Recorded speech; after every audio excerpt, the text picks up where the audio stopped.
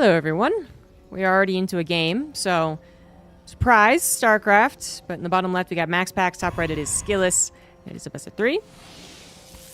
So I saw that the weekly was happening and decided that, well, I actually kind of wanted to cast some StarCraft. Bjorn versus Solar was what I had my eye on, but unfortunately I went a little bit too fast. But clearly I don't have a lot of time to talk, because we are getting MaxPax rushing.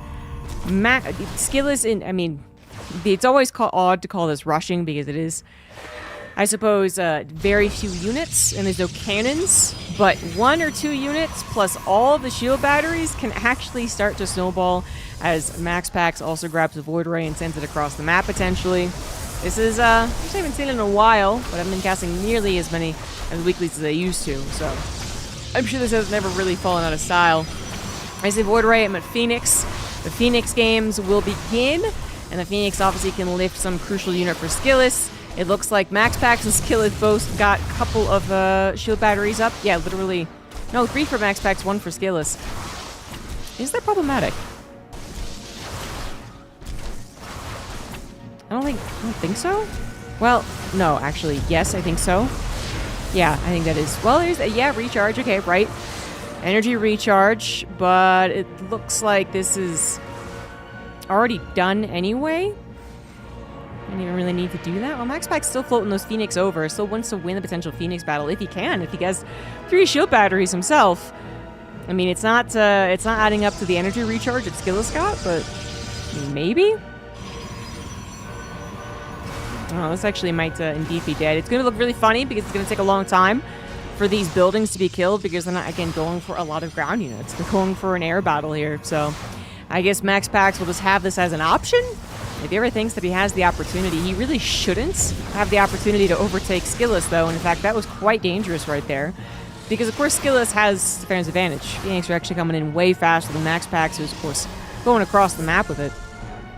So, yeah, I was actually a little surprised to see them go in for that, but it's a risk that I guess kind of paid off. He did kill 1 additional probe and saved all of his Phoenix. A Phoenix versus Phoenix battles. Great. Exactly what I wanted for the first PvP back.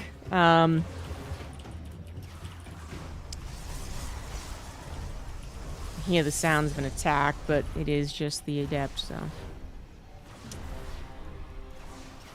Sorry about that. And one more thing.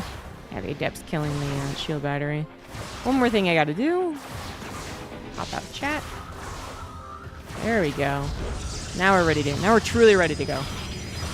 All right.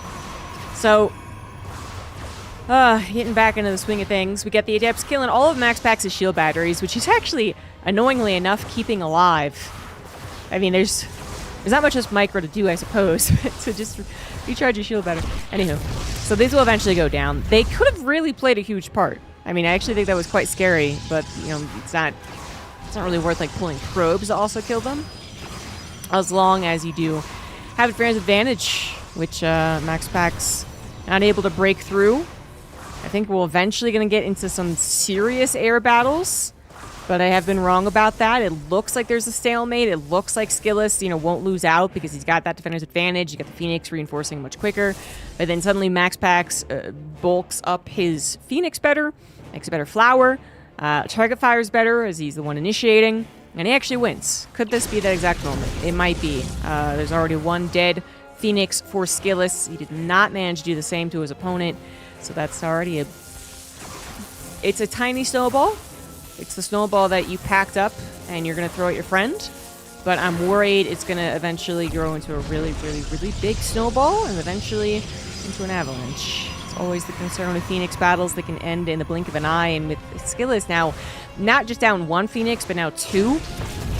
Even considering like production timing. I mean, that's problematic. But there is a reason that I think he might have skipped that 1 Phoenix to begin with and he lost another one, right?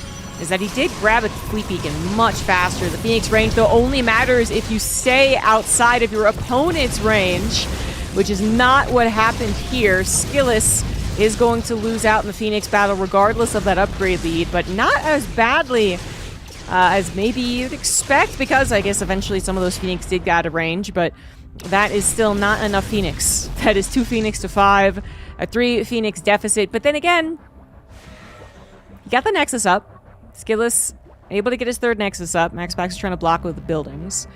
He's got Phoenix range, which ideally you'll never be in range of your opponent again. Unless they also get Phoenix range, of course.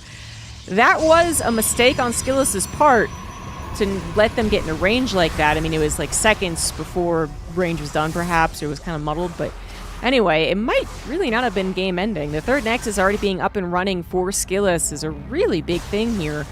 More than half a Nexus ahead of MaxPax's. And Skillous actually invested a little bit more into the probe counts, perhaps a couple more chronos in the probe count or something, because he's up by 8. So MaxPax, I'm not exactly sure why he fell behind on the probe count. I guess he did put down more shield batteries, and this actually has been from the very beginning. Because otherwise, Q was the one only producing 2 Phoenix at a time. Skillous was the one that kind of reached farther and got that fleet beacon. Regardless, then we have a 14 worker deficit. I mean, MaxPax hasn't lost many, right? He lost 2 more than I hadn't realized, but still, that's not too much more. No, he just straight up fallen behind. He just did not build probes for a while. Wasn't chronoing them. Was hoping that Skillous's 3rd Nexus would be blocked, I suppose, or just would not be able to mine if he had truly won the Phoenix battle, which, again, he kind of did, but it was just that one-off, like it got into your range. You can't bank on that happening again, so MaxPax does have to fall back and get his own anti-impulse crystals. Yeah, I guess Skillous is actually in a tremendous lead. It was very scary while he was down a couple of Phoenix. Well, they're still waiting on the range, but he has overcome that moment. Not just fast at 3rd base, but already saturating that 3rd base. 4th base even coming down. Already over halfway done. MaxPax, plain and simple, falling behind right now. Now, I'm going to dig real deep into history here for a very specific thing. Unless the game ends right now. Phoenix battle did occur. Skillous is still down 2, and now they have even range. Equal upgrade still at 0-0, although Skillous is reaching for that +1 armor. Okay, the game's not gonna end. So reaching really far back right now. But MaxPax, you know, when he was pretty much, for as long as you would care to remember, he's been the best at Phoenix vs. Phoenix battles. Just his ability to change up what he does macro-wise and the slight changes, but then also the actual micro of the Phoenix. It's just always seemed to be a bit better. Of course, he could make mistakes like anyone else, but again, that's like his old PvP. His PvP is just hands down better than everyone else's, even though he can occasionally lose it, of course. Anyway, but what he used to do would be really good at the Phoenix War, but if he didn't win off of that, if they got, 4 bases and they went up the Fleet Beacon and they went up to Mothership, he actually had fallen behind at some point. I guess he had not been the leader of that particular meta. And he had to practice it a lot. He basically was like, okay, yeah, I guess I don't win at that point with that transition. At times, he got his Mothership too late. There was 1 or 2 times where, of course, the Observer was too late. The Mothership and the Observer, both of them doing the exact same thing. There was times where he just didn't have, the appropriate balance. The composition of the air battle wasn't particularly good for him, or he forgot a sentry or something like that. So he did show some weakness, but I'm thinking 2 years ago. It's been a long time since then, and there's been a lot of PvPs played in the European Weekly since then, that's for sure. So, yeah, there's should be no weakness here. Skillous, though, had gained the lead, has kept that lead, holds on to a slight army supply lead here, but he also has so many upgrades on the way. If those all finish and he takes a battle, then it'll be slam dunk for Skillous. So even though MaxPax doesn't have a fatal flaw here, he still has to overcome the deficit. And I'm not sure he can actually do that, although the upgrade's still not quite down. Actually, +1 armor did finish. Shield not quite done for Skillous. And of course benefits both ground and air. And then he's almost done on +1 attack as well. A carrier actually pops out. 3 carriers are here for Skillous. They do not have the full interceptor count, though. They just began building. I have not been paying attention to the detection. I have assumed that both of them have detection. Skillous with an observer as well as cannons. MaxPax a little more obligated to watch out for his observers, since he has only that and no cannons. But yeah, that was not an issue. That could be an issue. And that actually might have to be the issue. MaxPax actually might have to hope and pray that he can grab Skillous's detection and win at least part of the battle because of that. Because otherwise, he has fallen way behind on the upgrades again. Skillous, he did have more money. And he was putting that, he was investing it into those forges, the forge upgrade and the cybernetics war upgrades. And it has paid off, I would say. He also still has a lead that is now actually extended since the most recent battle, so now up to 20 supply in army. He also might have better composition. I do say might have just because there is that weird time where you're building your carriers, where you're building your interceptor count, which is what happened at that last battle, where the carriers actually aren't as impactful as they should be. But we're past that point, so yeah, straight up Skillous just had a better composition. There's... I know I've seen some Protoss, it might have been MaxPax, you know, 2 years ago when he was still having trouble. I think I've seen them try and actually outproduce, like, Phoenix compared to the carrier, like, pound for pound scenario. Like, it just was so many Phoenix. It was just like, I can't just trench into carriers. I'm gonna go, what, 40 Phoenix, I guess you could get? And, well, it looked better than maybe you might think. It also did not work at all. So, yeah, there is that problem also for MaxPax. He's behind in upgrades. He's behind in carrier count. He is still behind on the economy as well. Skillous grabbing his 5th base as well as his 6th base. MaxPax late to the 6th here. But we're also kind of reaching that point where if Skillous never feels confident moving out, he's always waiting for the next thing, or he's waiting for MaxPax to push into him, he might accidentally let this game level out. So they're both going to be maxed out supply-wise, and they're both probably going to get to similar compositions as MaxPax looks to feed off his Phoenix slowly.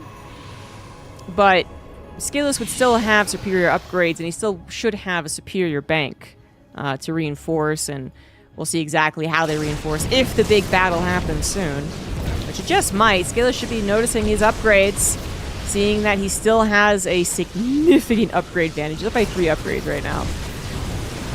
The MaxPax has got to be looking for that observer, hoping that that could save him. Skillous grabbed 4 observers. She just made another one, just to make sure that it's not going to end up screwing up his chances to win this game. Because I think that's the only thing that MaxPax can do. He's still so far behind in the upgrades, not as far behind, but down by 2 on the armor is still a big deal. He also had not yet phased out his Phoenix count. So was that actually helping as much as it needed to? It doesn't look like it was. MaxPax losing out in the carrier count. His supply overall stayed strong, but now there's the ripple effect. There's the snowball. Skillous taking a 20 army supply lead, and MaxPax is not going to be able to replace that any faster than Skillous. So that is Skillous' victory. He did push in. Like, I was the very beginning of worried that he was not going to push, and he was going to let MaxPax catch up, but not the case. Skillous uses a good time, completes what was kind of set up in the 3rd base timing, I guess. Like, from that point on, MaxPax was playing from behind.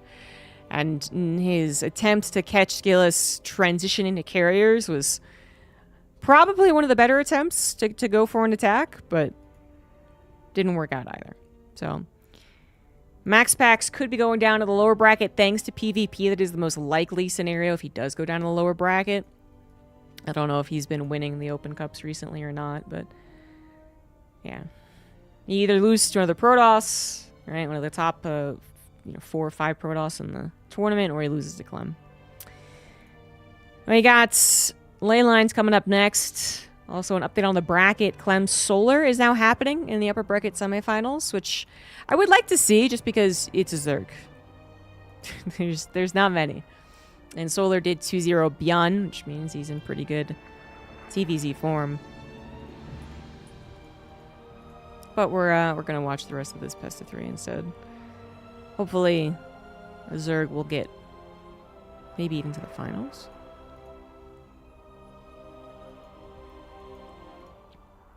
I am pretty much looking at Solar as the only Zerg who could do that, though.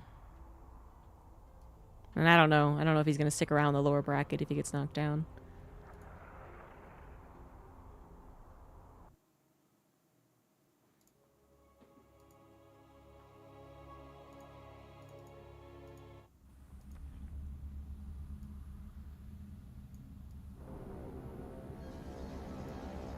All right.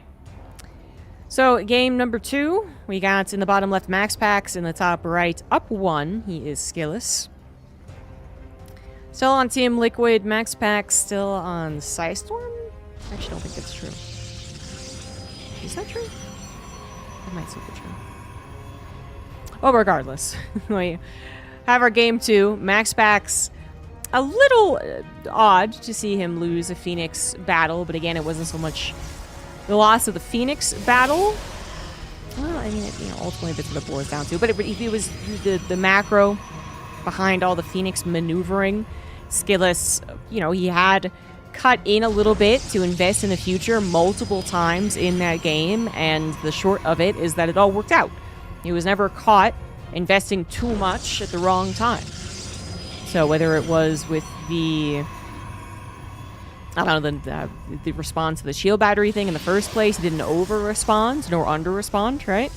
Over-response means that you spend way too much money defending, and overall the macro's still worse, and under-defending, well, you just die to it, right? Then he actually had the Phoenix and getting to the Fleet Beacon and Anti-Impulse Crystals.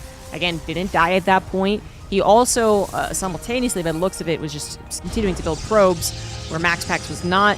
So he was good to invest in that. It was good to invest in the third base. He was good to invest in the fourth base. He was good to invest into the upgrades, which was the also critical juncture of which MaxPax had tried to move in before they were all done. He was moving in before the carriers were really fully equipped, and that still wasn't good enough. But there were multiple times, just in case that wasn't clear, there were multiple times that Skillous could have over-invested into the future and thus been under-defended for whatever MaxPax was trying to do timing-wise or the like, right? Seeing an opportunity. And that's usually what happens, is the Protoss player up against MaxPax, the non-MaxPax Protoss player, usually trying to read what MaxPax is doing and then under-defends or over-defends, and MaxPax gets a lead one way or another. But when it comes to that super late-game Stargate versus Stargate, it does still seem that MaxPax is maybe most vulnerable at that point. Maybe. I have not gotten any data on his, the amount of games that go over 15 minutes, the amount of games that are under 15 minutes, although it is out there. Not many people track it. Not many people bother with it. No shield battery attempt this time, I would guess, as well, considering that they both did not go for the low ground expansion gateways, right? Then that makes a lot of sense. But more importantly than whether it's low ground or not is that Skillous did go for the classic 2-gateway opener.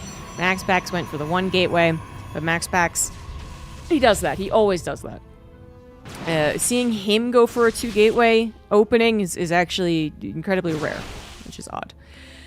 But what MaxPax has to worry about, as always, when his opponents do not do the same thing, do not try and get the expansions, are they trying to all-in me? The Adept Shade did go past there, so that it was still 2 gateways, pumping out units, but it also saw the Nexus, so that's not an all-in. And worst case scenario, it might be some type of proxy, but also most not likely on that. Plus, if it is, Skillous, if he would have had to, even do what to actually try and slip in like a proxy Stargate. That would actually hit before MaxPax could figure out something was weird. But speaking of Stargates, MaxPax going for the Stargate is no big surprise, and yet the timing is still a surprise. Skillous, his shield battery not quite done, his Stalker is not warped in preemptively.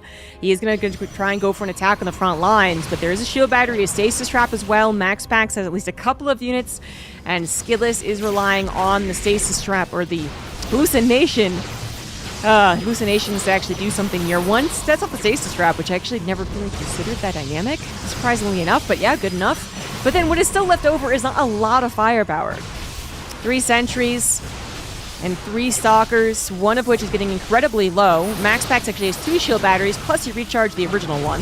He's got a third one, he's taking this super, super seriously. Super seriously. We know there's no proxy pylon, but that would be the one thing that could still have changed the outcome here. If Skillous had, he still had to warp in those 2 stalkers back at home, and he's actually warped in 2 more, I guess, to cover both bases, but if he had even slow reinforcements, there is that tiny snowball moments that can happen. So MaxPax was taking this incredibly seriously, but I don't think he really had to. He's got 4 shield batteries back at home. He was clearly scared, or respecting it at the very least, right?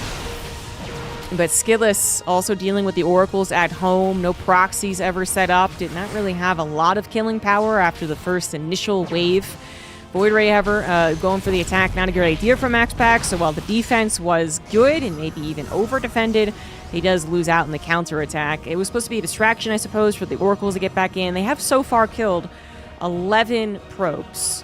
One of the Oracles did, however, die, so they're not going to be able to pierce through that shield battery.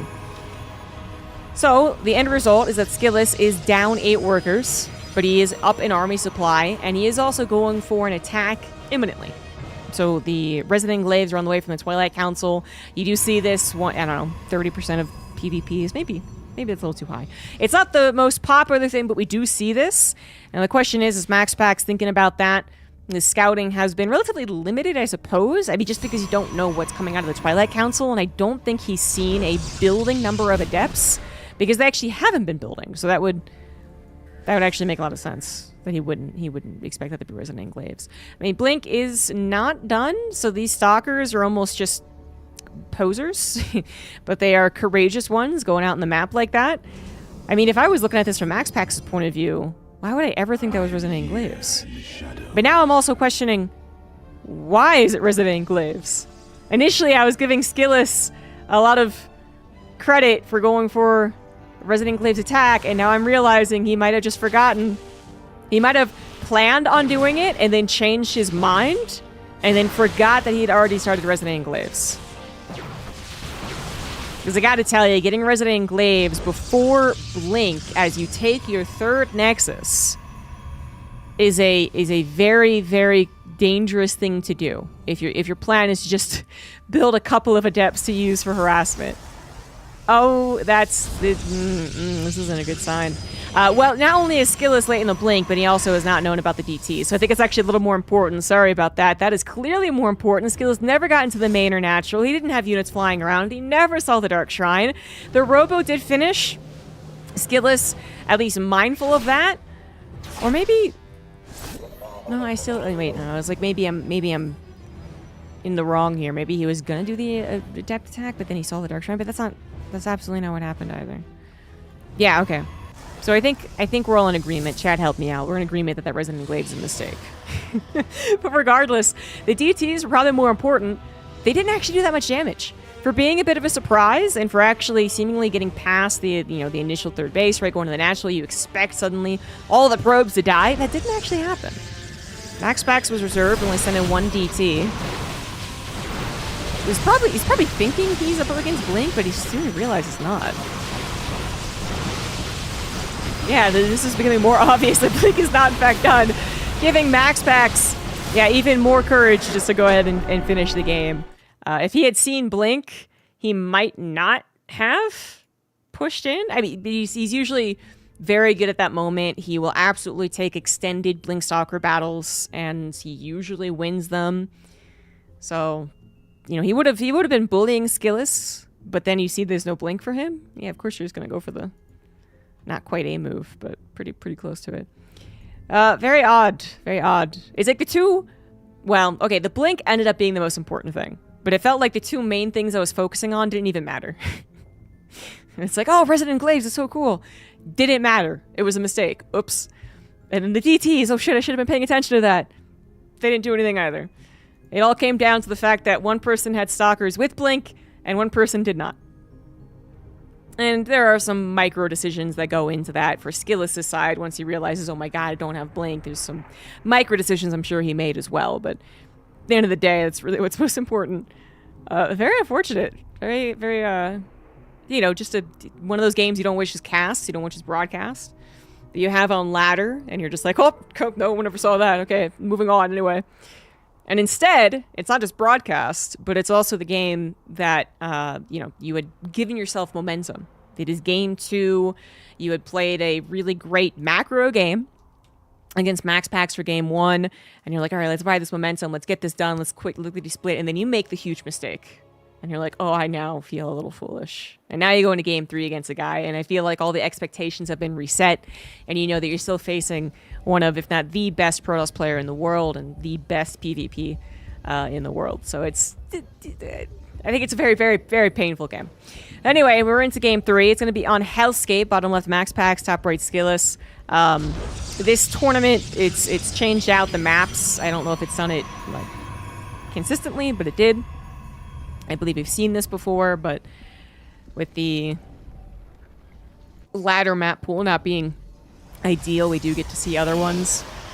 I'm guessing the ones that are in TLMC as well. Which, by the way, the finalists are up on TL.net if you wanted to check out what the new maps could possibly be.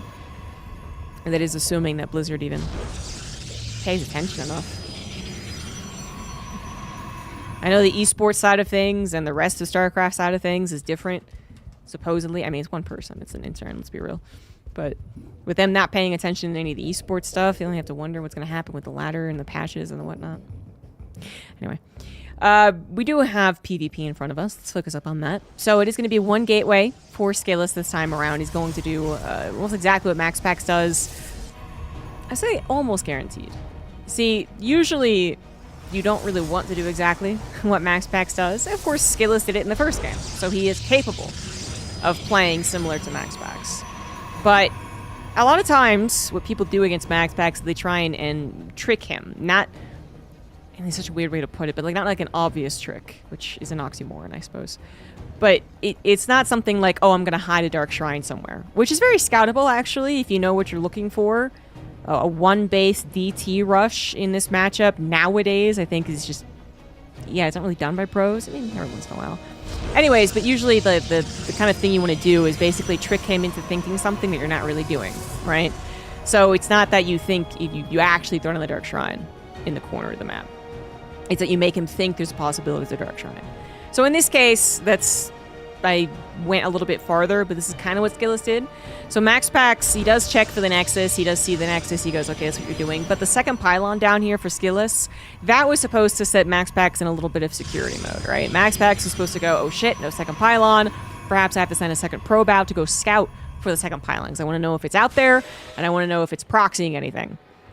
And then that's a little bit of an economic hit to MaxPax. Maybe he also delays his Nexus and goes, oh shit, I need this building first. And that's actually something I think had happened here. He went, oh, okay, he's not doing the same thing, or he might not be doing the same thing I am.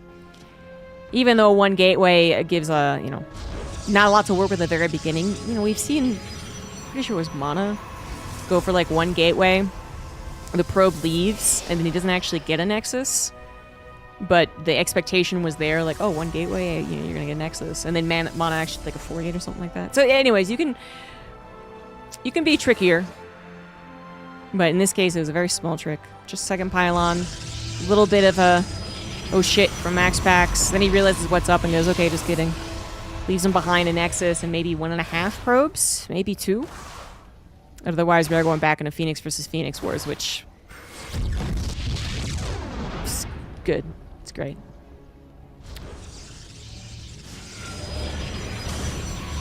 Well, that Adept overstayed her welcome. Maybe. No! She's still gonna die. Well, you think eventually. I was gonna say the probes could kill it.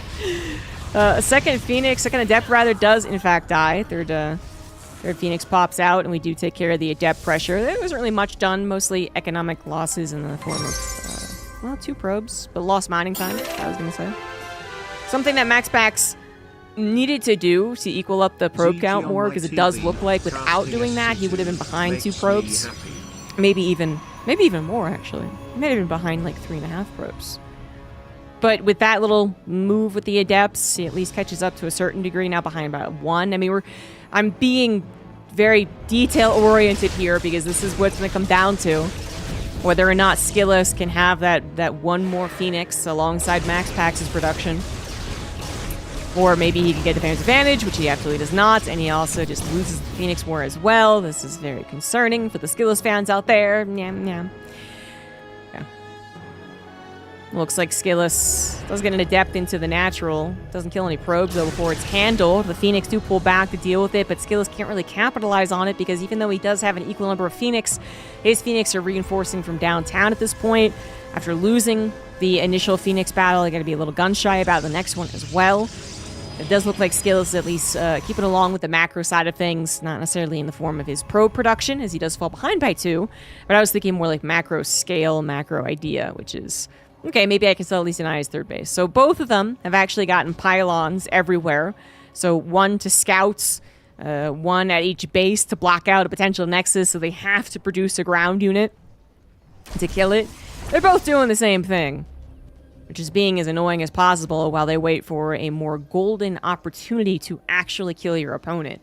As much as you can be pretty sure that you have one or more Phoenix than your opponent, it's always a little scary, especially if they're good at flowering, bulking it all up and making it hard to tell. And so even though MaxPax did take that initial battle, will take very well, knowing that if he immediately counterattacked, he might be going into a shield battery, he might be going into reinforcing Phoenix, right? Much faster than his own. Doesn't do anything, and now we're at that kind of stalemate that is familiar in these Phoenix vs. Phoenix battles. Nexus does come down first for MaxPax, though. That's pretty important. That extra pylon that he put down for more scouting purposes ended up actually continuing to deny the Nexus even further, because first that pylon had to be killed, and then the pylon actually blocking the Nexus had to be killed. That's a very long delay, actually. I would say worth 100 minerals. Favorite Deadlock streamers, the French got the lesser known titles. That's a good one.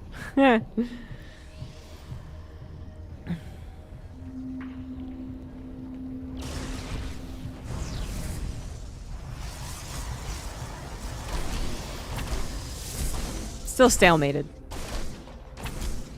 I'm enjoying watching the dots on the mini-map, though. All these teal and red dots popping up.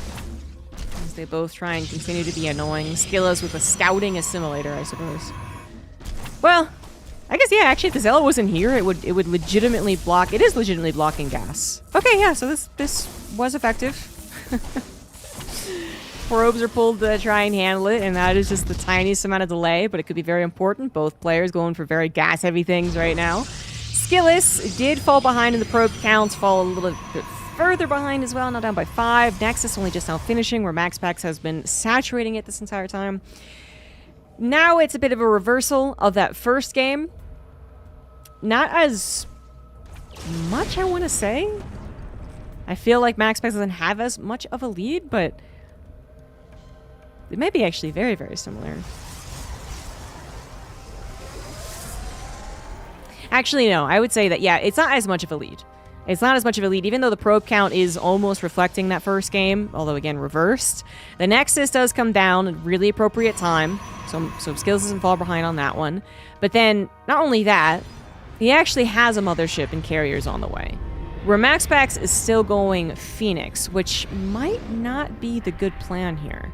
It's actually very difficult to tell. Again, there's that time where the amount of Phoenix you can get instead of carriers can overwhelm. Like exactly right now, they would have overwhelmed. So the shield battery would have tried to save the day, but I'm not sure it could make up for an 8 Phoenix deficit. Yeah, the mothership, I guess, would help too, but I'm not sure those two things combined would have actually made up for it. But it looks like MaxPax not getting a green light isn't going to jump on these things. Oh, he's an observer either. Well, that makes a lot of sense. But he does wait the cloak out. That cloak, though, has given Skillous crucial seconds. Carrier number 1 is out and helping the battle. Carrier number 2 is on the way, but I think we already have our answer, guys. I think just having that many more Phoenix instead of going into the carriers is going to work. Yep, 100%. Skillous had those extra seconds thanks to the cloak, but only one shield battery did not help out very much. The Sentry Guardian shield doesn't help out very much. Mothership Cloak number 2 is going to further buy time. But what is Skillous really getting to at this point? He actually decides that carriers are not the way to go. And he's trying to build up his Phoenix count again. I mean, they are much faster to produce, so it's also just a, an urgency, right? Shield batteries are on the way as Skillous realizes that's the only thing he can really do at this point. I mean, he has a forge. He could build cannons, too. That might not be a bad idea. Like, anything besides, I think, building air units into the slaughter at this point as he loses all the Phoenix again after rebuilding them. I mean, Skillous has got his eyes on, saturating his 4th Nexus and potentially getting these upgrades, and then that might put him in a good position again. But it is a might. It is very much a might. And the Mothership Cloak is going to save the day again. Well, question mark. There's an observer this time. I don't think, it's not going to save the day. MaxPax does not really want to pull the trigger, though. He's 23 Phoenix. 22 Phoenix to 1 Phoenix and 2 carriers in a Mothership. I feel like he wins.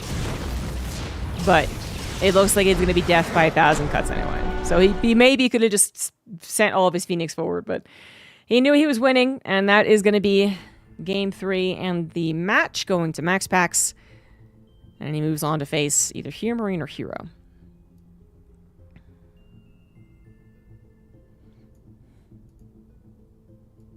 It's Hero. Hero ended up bringing it back versus Hero Marine.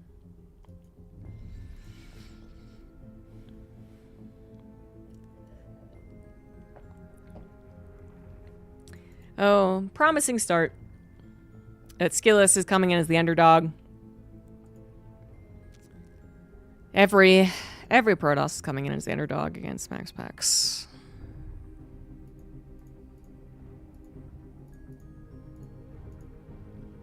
Oh, did I get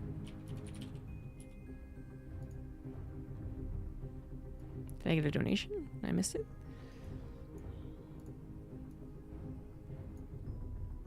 Mr. Chaz, 10 minutes ago. Hey, thank you very much.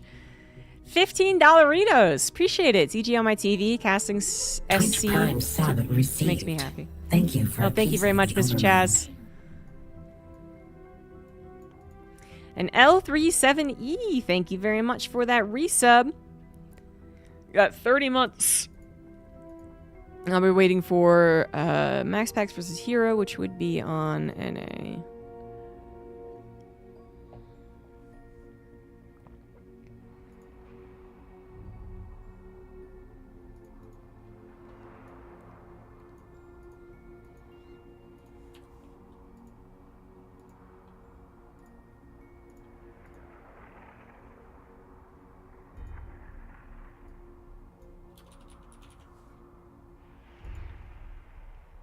Which you can get bets for too. It's the last bet I made was MaxPax versus Hero.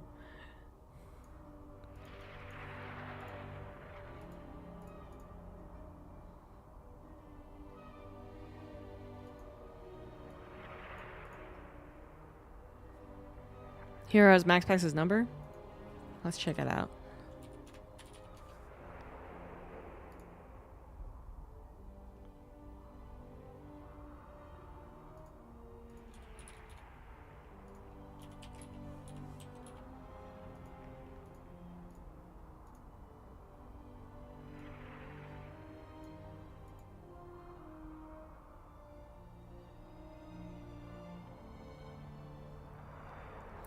MaxPax won the last one, so it's been MaxPax Hero, MaxPax Hero, MaxPax, MaxPax Hero, Hero, MaxPax Hero, MaxPax, MaxPax Hero, MaxPax Hero, MaxPax. All right, so as of late, actually, it's been very back and forth. So for 2025, it's been very back and forth. There was a time where MaxPax absolutely dominated. Like MaxPax was at one point 1, 2, 3, 4, 5, 6, 7, 8, 9, 10, 11, 12. He was, yeah, he was 12-0 against Hero. So it's definitely an improvement from that, for sure. And they've been a very close best of threes as well, with the ones they've been trading. 2-1, 1-2, 1-2, 2-1, 0-1, 2-1, 2-3.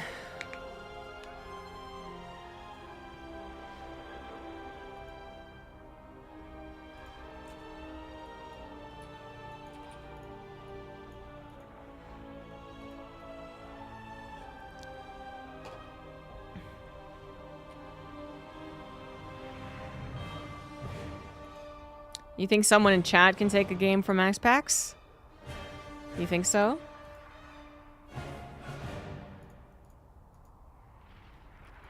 I would go ahead and say that none of you can.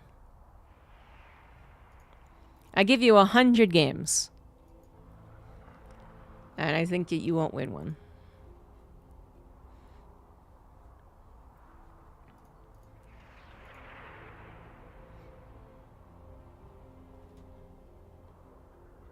Yeah, unless there's Clem, or Rainer, or Cyril. I mean, unless there's a pro in my chat. Because I could give, like, even, like, you Thermal, who's a semi-pro right now. I would give you Thermal a chance, for sure. But, and, you know, if there's not any pros or ex-pros in chat, sorry.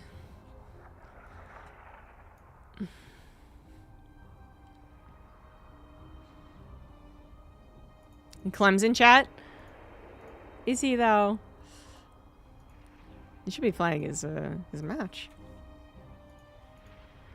He might have like all the streams up to see the results.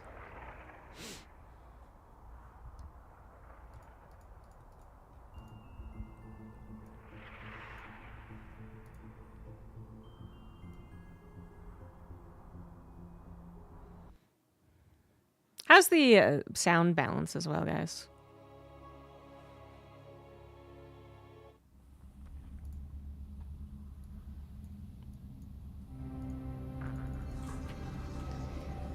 All right, new PvP best of 3. On the bottom left it is Hero, and the top right it is MaxPax.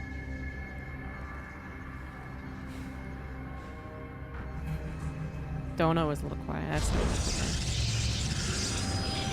Yeah, give you guys 100 games. MaxPax just might be bored enough to go ahead and let you guys have one, but no pros in chat. I mean, everyone watching, YouTube included. Give you 100 games against MaxPax. I don't think you'd win. I should say the same thing for Hero, right? Because Hero is as good as MaxPax. But funnily enough, I'm pretty sure 100 games, and Hero would get bored.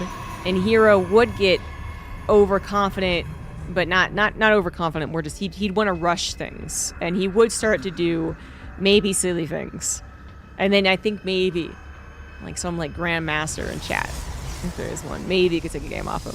But MaxPax is like he's the grinder. He's the guy who he sees something new, even if it's really minuscule, like they attacked his main versus his natural. Right, which is not minuscule, but still. And he'll be like, okay, I gotta practice against that 1,000 times. And something even smaller than that. They put that pylon down in the natural that he doesn't quite catch. And he has to practice against that 1,000 times.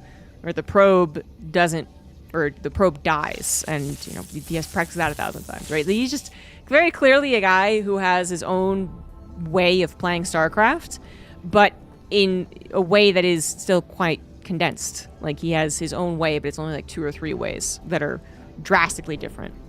Of course, he's better in almost every department, as far as like the mechanical way goes, and the strategy he learns and he adapts and all that. But he's so much of a guy who's just like, this is gonna be a practice 50,000 times. Hero, I gotta say, even though he's also really, really, really good, is the guy who had something new happen to him and he goes, huh, that's interesting. He practiced maybe 10 times, I don't know. And then he's like, I want to try something else. Like, that would absolutely be what I would think of Hero as. He has so many builds. He does really wacky things on occasion, almost as wacky as SOS. He obviously practices hard, and he practices against specific things, and he has, partners he practices with, and blah, blah, blah, blah, blah. But I feel like their practice regimen is actually very, very different. They do have a little scuffle in the middle of the map, which is a little more important. You notice that it is still just 2 units versus 2 units, though. Make it 1 versus 1. Hero did also go for a gateway, single gateway expand. So the typical concept between these two, right, is that MaxPax is the defender and Hero is the aggressor. Because MaxPax is always the defender, because he always goes for an expansion in this matchup. And thus, anyone else is the offender anyway. But we know that Hero is also just very, very aggressive. But actually, from what we've seen, the best of 3 PvPs that play out between these two don't necessarily fall into that restriction. Like, Hero has been actually more the macro guy on occasion. Obviously, post-natural Nexus, because that is just a guarantee for MaxPax. But still, post-natural Nexus, there are times where MaxPax is the aggressor and Hero actually goes for super macro. And I think it's just what you got to do when you play against the same guy in the same mirror matchup, 20 times a week. So, makes a lot of sense. Trying to trip each other up is the goal here, and it looks like MaxPax did not trip up Hero as much as he was hoping. This Oracle is going to die? Question mark? Not quite. Thankfully, the hallucination did not actually shoot. It doesn't actually do damage, but that sentry almost killed it, though. The Oracle is still stuck. It did not do as much damage as it was hoping, and Hero is the one who has managed to so far got a much sneakier idea here.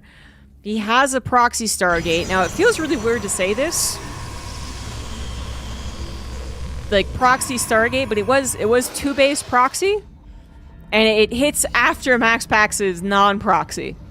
So you're like, well, that doesn't seem like a good idea, like, right? It hits later and is later, whatever, but the off timing is beautiful.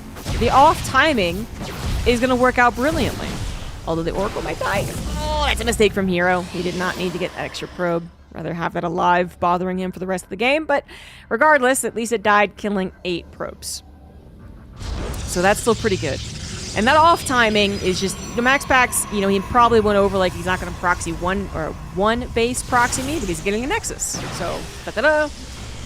And then he probably just put the Oracle out of his mind. Because if there was going to be an Oracle from a Stargate, MaxPax's Oracle would hopefully see it in time to respond, right? As it came swooping in and not only did some damage, but also got a scout. But because it was proxied and later, just MaxPax, I don't think expected it at all. So he is now down by 7 workers. He is, however, ahead on the Twilight Council and Blink. It looks like Hero actually only now, there we go, gaining Blink. And he did lose the Oracle, whereas MaxPax is able to save his Oracle. So now MaxPax has that 2 Oracle powering through the shield battery. Not to mention any amount of extra stasis traps that could impact the game as it continues. This has not gone into a Phoenix vs. Phoenix war, which I'm very happy about. You know, when you do go for what Hero did here, the proxy, it's very difficult to go for Phoenix vs. Phoenix if they find out where your proxy is, which should happen eventually, one way or another. You just won't have any more production, so not usually a good idea. And I'm actually kind of surprised he's bothering to get even 1 Phoenix. I'm not exactly sure what this is for. I guess just finally killing the pesky Oracles. Which I guess... I mean, I guess that is worth it, actually. If the Phoenix does it, though. I feel like this Phoenix is going to be in the wrong place, and the Oracle will still grab 10 probes, though, you know? Anywho, Hero goes in with his still live Oracle. He made another one. Doesn't really get a great stasis trap. MaxPax is moving across the map with Stalkers and an Oracle in tow. They're going to be providing that either safety stasis trap one could you retreat to, or the trick one, where Hero blinks aggressively into it, which we're all a little scared of, I think. It does look like Hero picked up on the attack. Hero loses his Oracle, though, as he tries to make sure he doesn't get attacked in the main base. Looks like he was worried about. He's also building hallucinations, and clearly thought an attack could come, but MaxPax did not go through with it. Now knows what the proxy is. Going to go ahead and take care of that. The Phoenix of MaxPax, actually. So they both made Phoenix to help against those pesky Oracles. Does get shot down. Where's Hero's Phoenix? No, it's the fake one. Okay, the real one is on the right side scouting. Hero was guarding his 3rd base. He did take the one with the Rich Vest being gas, so that is a difference here. MaxPax went for the typical triangle base. And so Hero, when he saw those Stalkers coming in on the typical 3rd base, was like, aha, yeah, I don't have one. You can't kill it. But then also was like, oh shit, he could go on the high ground. So I think there is a little bit of fear now of that avenue of attack, but it's being scouted by both players at this point. Hero goes out to actually see what his opponent is doing, decides to go for a blink forward. Could have been dangerous, but in this case, the stasis trap was not done, and of course now Hero knows about it. Won't be blinking into it, and did take the advantage in the kill counts. Go ahead and just use the Stalker to pop it. And right now, actually, the kills weren't that different, but MaxPax is down 8 Stalkers. He is investing into not only charge, but also a Forge with +1, also a Dark Shrine, and his Nexus, and the 4 additional gateways, which, by the way, Hero already has. Hero has already gotten there. That also is the reason he has so many more Stalkers, but by God, almost all of his Stalkers got in stasis. Wow, that just saved MaxPax's life, 100%. 2 stasis traps. The first one was great. The second one was good. And Hero might have missed the timing here. The Stalker count now way closer, although still better for Hero. We go for the snipe on the Observer. Hero with no detection, and MaxPax's Dark Shrine is done. DTs will now save the day. The hidden units, the hidden abilities are going to try and save MaxPax's life. MaxPax is so close to finally getting his own production, to finally getting his own Stalker count, his own ability to mass warp in those Zealots, but he was cut just short. And now he's on death's door, desperate for the DT to do more damage. Unfortunately, he did not, and Hero with a backup Observer still looks like he's going to win this game. MaxPax is hoping that offensive DTs will do the trick. That is probably better, knowing that they're going to build that Observer. They're going to send it across the map. You can only last so long here.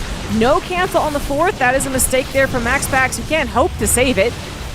Although he's going to take advantage of that blink there from Hero to grab a sentry. That's nice. What's happening with the DTs on Hero's side of the map? They have killed a lot of probes, but so far no Nexus. Observer chasing them around. MaxPax finding little bits of damage in these battles, but now Hero can fully focus on the attack, on the actual battle. He's killed both Nexus. He's done the economic damage. He is absolutely in the lead. Even as he takes 22 probes losses to the DTs, it doesn't matter. He still has the 4 Nexus. He still has plenty of minerals to mine from, and he also can start building cannons so that 1 or 2 DTs will not cut it.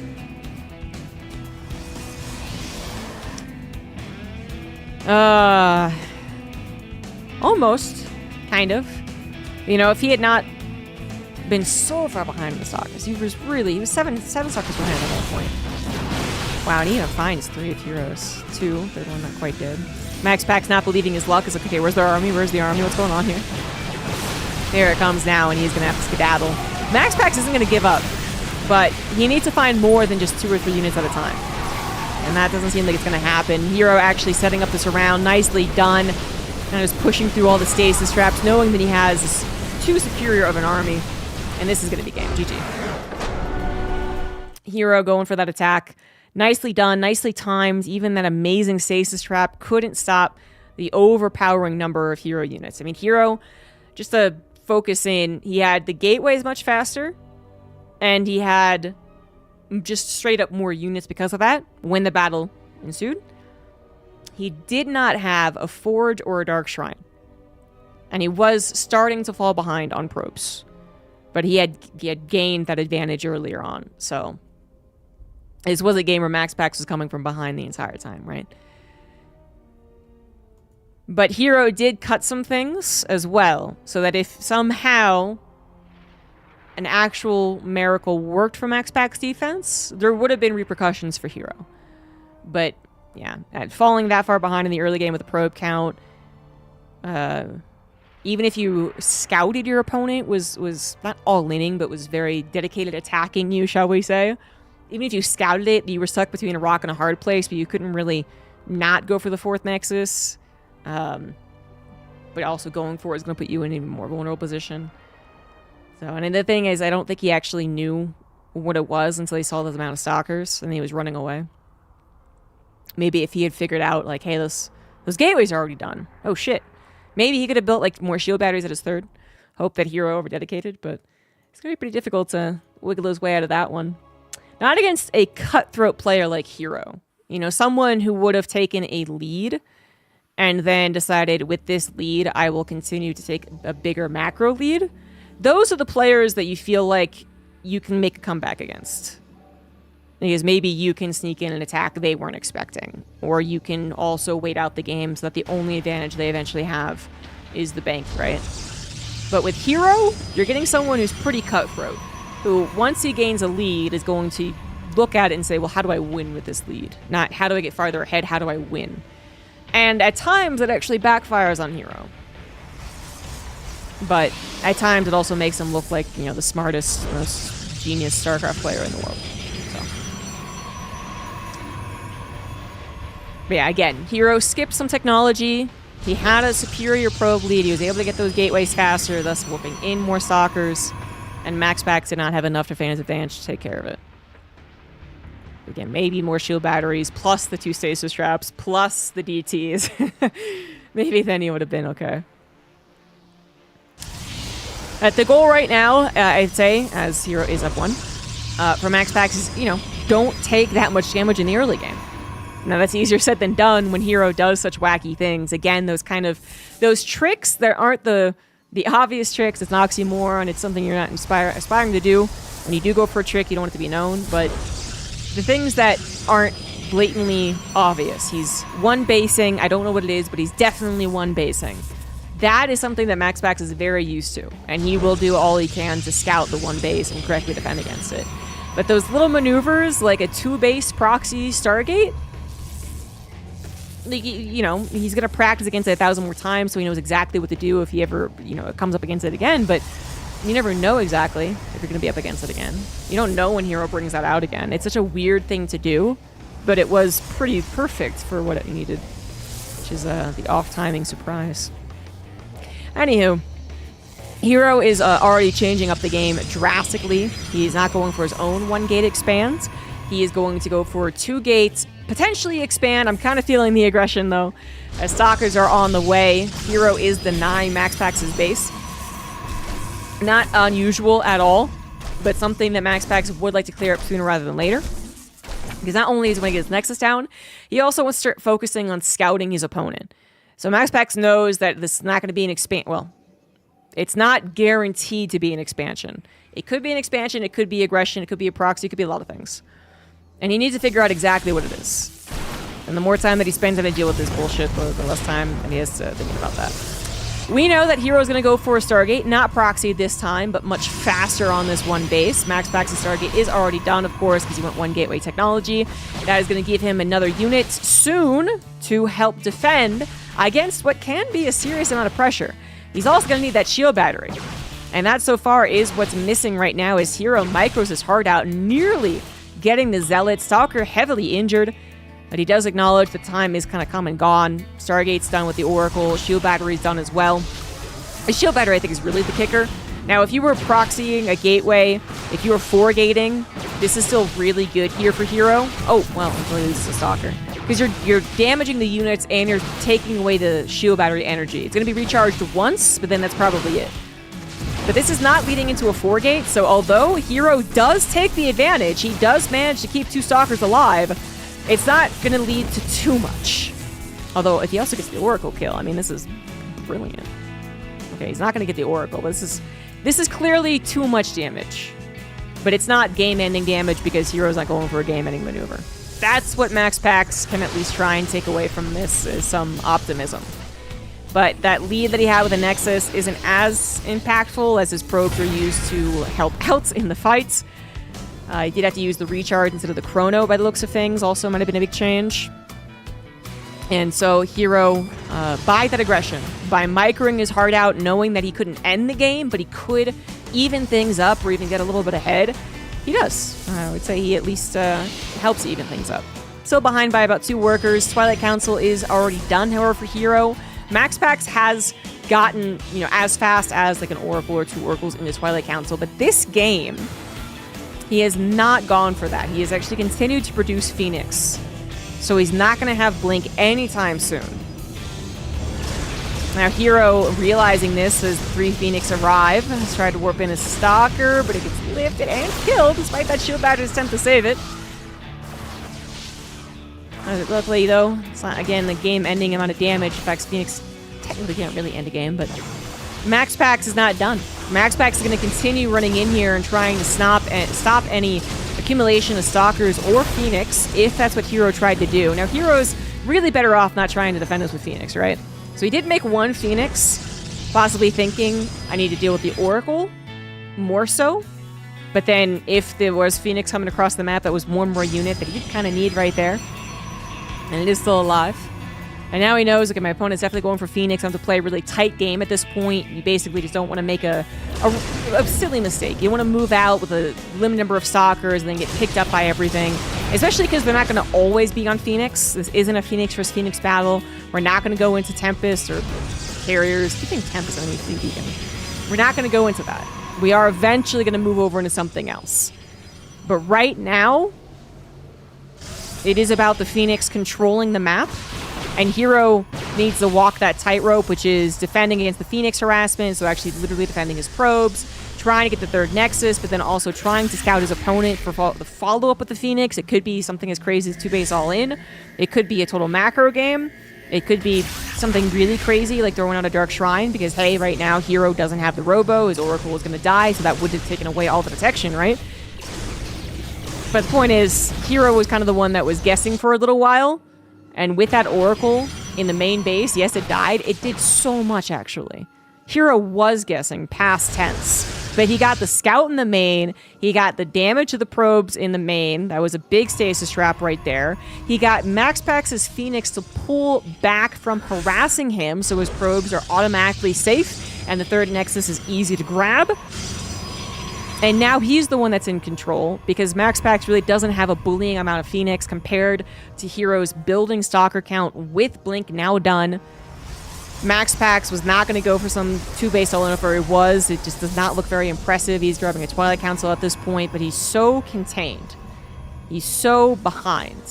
He looked like a bully for 5 seconds, I think, in that main base and kind of around the natural, and then the bully had to run home. And now Hero is in a dominating position. Gets the Oracle of MaxPax 2. Not going to let anything go wrong here. Phoenix can't do anything about a building Nexus.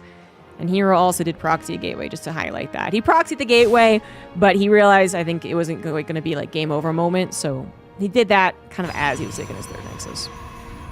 I would say more to the point, he wasn't building probes. The third Nexus is probably always going to come down. Hero also wasn't building too many extra probes. Of course, there was no reason to, as he's already oversaturated. Now there's a reason to. As he gets to 3 bases, Blink, Stalker, Charge, MaxPax finally begins his own third. And we're going into a more classic PvP style. We're going into Archon Immortal Charge from MaxPax. Again, a lot more times that you'll see him go into some Phoenix. He's either going Phoenix versus Phoenix, or he goes Phoenix into Twilight Council, and his Blink actually isn't even that far behind. Depends on how many Phoenix he gets, I suppose.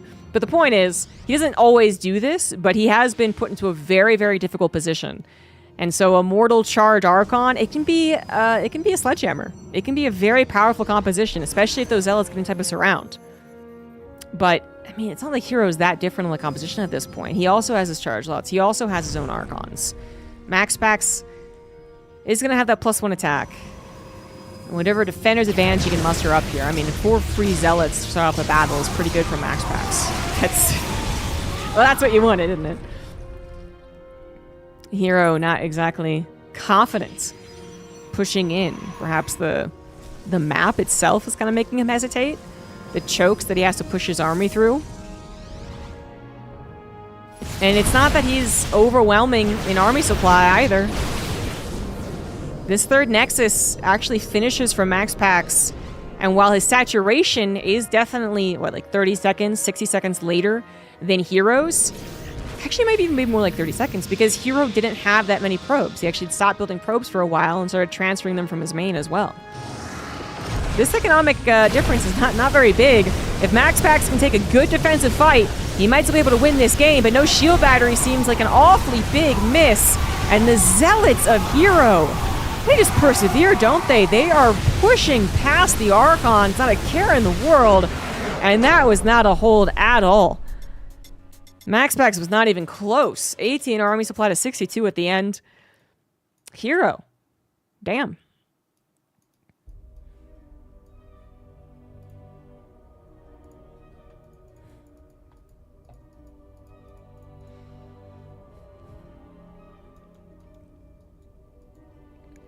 Oh, Solar beat Clem. Good on him. Maybe Clem is like, damn, I really thought we were playing TVP.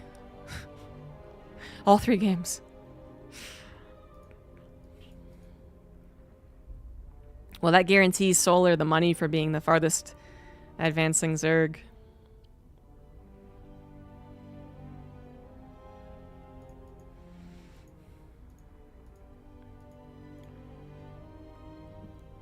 So now Solar versus Hero is going to happen in the upper bracket. And it's not that I would only want to follow the upper bracket, although that's typically what I do. I'm not a big fan of casting best of ones. Even if I freaking loved best of ones, I am so happy that I get a chance to cast a Zerg player. We're absolutely going to cast the upper bracket finals. It feels like a decade since I last cast a Zerg player.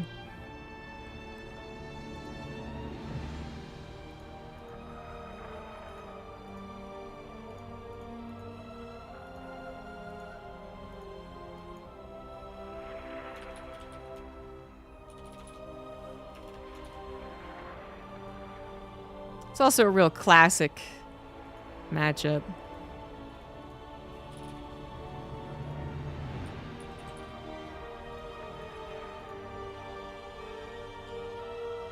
Wow, Heroes dominated Solar recently, though. Solar has not won a series since 2024. Which I know is only 3 months, but it makes it sound very impressive. That's still 8? That's still 9 series. Hero is 9-0 versus Solar.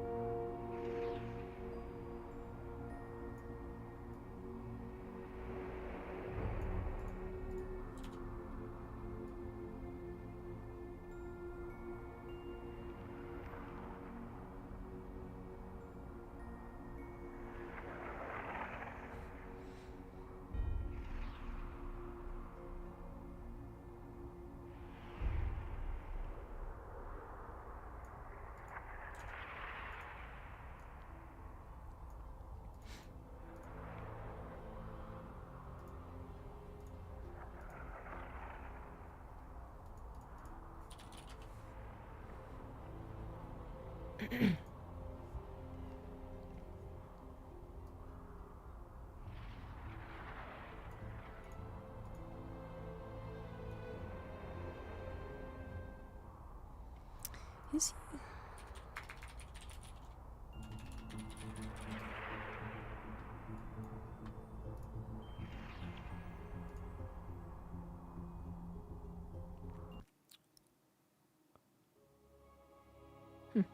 Interesting.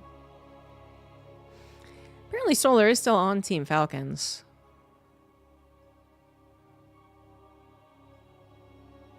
I feel like all of them were let go, but I guess not. Oh, best of 3 starting on El Dorado. On the bottom right, it is Hero. And on the bottom left, it is Solar. That's right. It's a Zerg player in the Open Cup. It's also a Korean Zerg player in the European timed Open Cup. They do not have to play on the European server. Of course, these are both Korean players, so they are obviously going to play in Korea. But even if one of them was North American or European, sorry, then they would play on the North American server. So it's fairest server with this tournament. But time still sucks. Always go over that. Time still sucks. And while that's not really worth going over for a lot of the Koreans who repeatedly sign up for this, it's like, okay, yeah, Byun just stays up whenever the hell he wants. He's a Superman. I don't know. Solar doesn't usually sign up for all of things. He was one of the ones trying to go for the so-called Triple Crown back when we all had, you know, the ESL, EPT Open Cups, which he was shy of doing, I believe. So he'd get 2 crowns, but then he'd usually fail on one of them. Often against something like, Korean or something like that. Anyway, but then he stopped, understandably, because that is a lot to do. Try and win all 3 of those things. I mean, they were like back to back to back at one point, too. But it seems like perhaps the draw of the highest placing Zerg reward or the draw of a consistent practice area against the other pro gamers still playing drew Solar in or whatever it was. But he has played this a couple of times and obviously now playing today. Both of these guys in the middle of the night in Korea. playing some PvZ, which hopefully won't go into a big stalemate, although we are on a map where you can see it being cut in half. Please no, I don't want that. I don't believe anyone has the triple crown. I think everyone failed in their attempt. I think MaxPax got close. I think Solar got close. Hero might have gotten close too. I think, but I could be wrong. And now I'm not sure we really count it because the tournaments are all over the place. There is still a Korean one, a European one, a North American one, time zone wise, but anyhow. What do we got going on in the actual game? Nothing too interesting. Let's be real. Hero denied Solar's natural. Boo-hoo. Poor Zerg. Gotta deal with it. Add it to the list of why Zerg players are dwindling in numbers on the ladder. But they are pretty used to it at this level.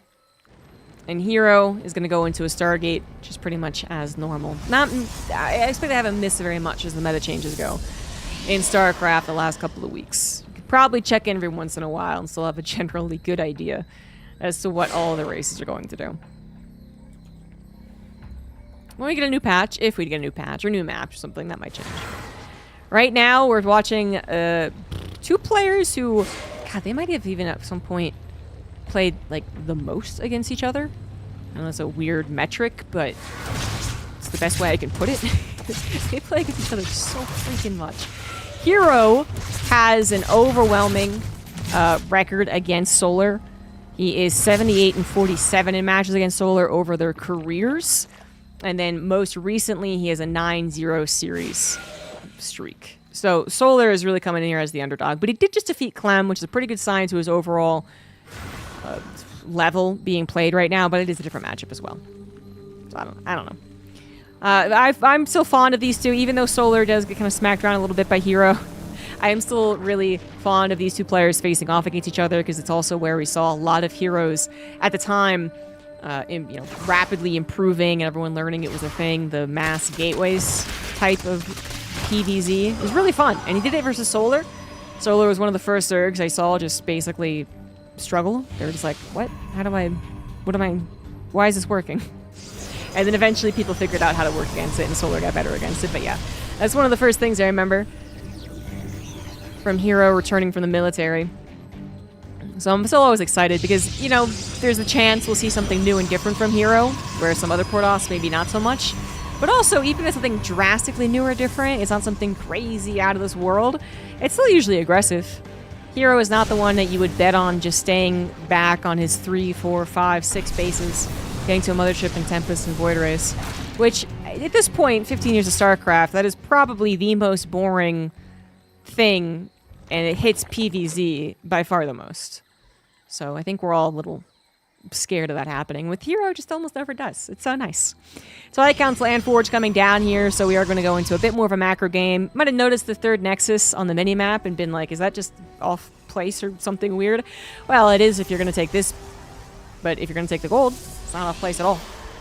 This will mean that if he does win a mine from gas later on, which inevitably you will, if the game goes on long enough, well, you know, I don't think he's going to get another Nexus, but it's going to be awkward mining, but he will do it. And then we'll have to see how exactly the game's expansion pathways go. I mean, it's a possibility that Hero, realizing Solar is not dealing with anything on the bottom side of the map, that he might actually go ahead and expand even to the left. And that sounds really, really crazy, and I feel a little crazy saying it, but it actually wouldn't be the most surprising thing in the world. In some ways, it even makes sense. Void Ray found 2 queens, and the oracles were like, hey, we can take on 2 queens. Not sure they can take on 4, though, so... yeah, as the queens come forward... one of the oracles overstayed. And that, 1 oracle, 2 queens. I'd say losing the oracle's worse, but whatever. But yeah, going back to the Nexus, I could really see Hero doing something crazy, like taking his base. And then he just non-stop, relentless aggression, as he also mines out the gold. I could absolutely see him doing that. More typically, the 4th base should probably go up here. That's something that Solar also has to pay attention to. Now, what is Solar doing? Talked about what Hero's doing. 3 base, Forge, +1, Blink, a couple of oracles. Solar, who almost called Soldier because it was Falcons, and I was thinking the Winter... anyways. The Solar is going for +1 melee. He's got Hydras on the way. He's got Baneling Nest coming down as well. So Ling, Baneling, Hydra, possibly into Lurkers later on as well. No one really going for an attack. Solar using his lings to get a check on what Hero is doing. I cannot believe this. But I mean, it is a full base, actually. I don't know why I thought those minerals are just, like, not there, but... You know what I actually thought he was going to do? I thought he was going to go for a 3-base committed attack, which he's not really doing so much. And I thought that he would all-in, frankly, off of it, and then he would have to desperately long-distance mine. But no, his plan was always take a 4th base, and I guess that does make sense as a 4th base right there. So 5th is going to go down here. Yeah, okay. You just don't see the Nexus this close together that often, but on El Dorado you do. Very good then. One thing to note is that as these gold minerals dry up, so does the wall. So does the extra layer of security that Hero has, being on the bottom side of the map. But it's still an awkward place for the Zerg to push into, if that was ever their idea, so it's probably alright. Really no attack coming down. Alright, fine. +2 attack, storm, charge, all the good things. Solar did go ahead and mine out the gold. He is going to go for an attack on the south side. Hero is going to be able to scout this as he takes the middle base at a very fast 5th base. I mean, when he goes for this, you know, heavy gateway style, he can expand damn quick. Solar could send just a handful of lings down there to cancel it. He should see it, and that's exactly what he's doing. No, he's going to go full send it. Full send it. Seconds before the upgrades are done on both parties. Storm just seconds away, desperately needed. Void Ray does get taken down. Probes are pulled away from the Baneling. Good Stasis Trap creates kind of a pseudo wall right there, but now it's the Hydras that could be the problem. They need to be stormed. There's the Storms. One more High Templar ready to go. Forced to blink backwards, but more Stasis Traps go off, creating that little force field that does not protect the Nexus, however. That might protect the Stalkers temporarily, but it does not protect these Nexus. And it looks like Solar, he still kept his Hydras alive, and the Lings are reinforcing too quick for Hero to catch up. Ideally for Hero, he would have killed a lot of the Lings with some of the Hydras, and then there would have had to been, you know, Hydras reinforcing, and not as many Lings. And, well, that just didn't happen, did it? Caught seconds before Storm was done. Caught at, like, that was like a 70 supply deficit, I want to say, as the fight began. Caught as he was grabbing his 5th base. These are things that Hero has done and gotten away with before. But this game, it was too much of a domino effect. There's one thing about putting all your bases near each other, is that, yeah, the upside is you could protect all of them if you are ready to protect them. The downside is there's no worst case scenario, I'll give this base up and buy more time. If he had taken the 3rd above his, or his the 4th as the base above his natural, maybe he could have given that up and then kept on his 3 base on the bottom, right? Maybe vice versa, like if he had lost the 3rd that was the gold, but then he still had that 4th that was up there and not being attacked. Again, maybe he could have bought more time and tried to make some logical sacrifices. But once Solar jumped on his army and pushed it into that awkward position and had, you know, the really nice concave, it was the dominoes. Just Nexus, Nexus, Nexus.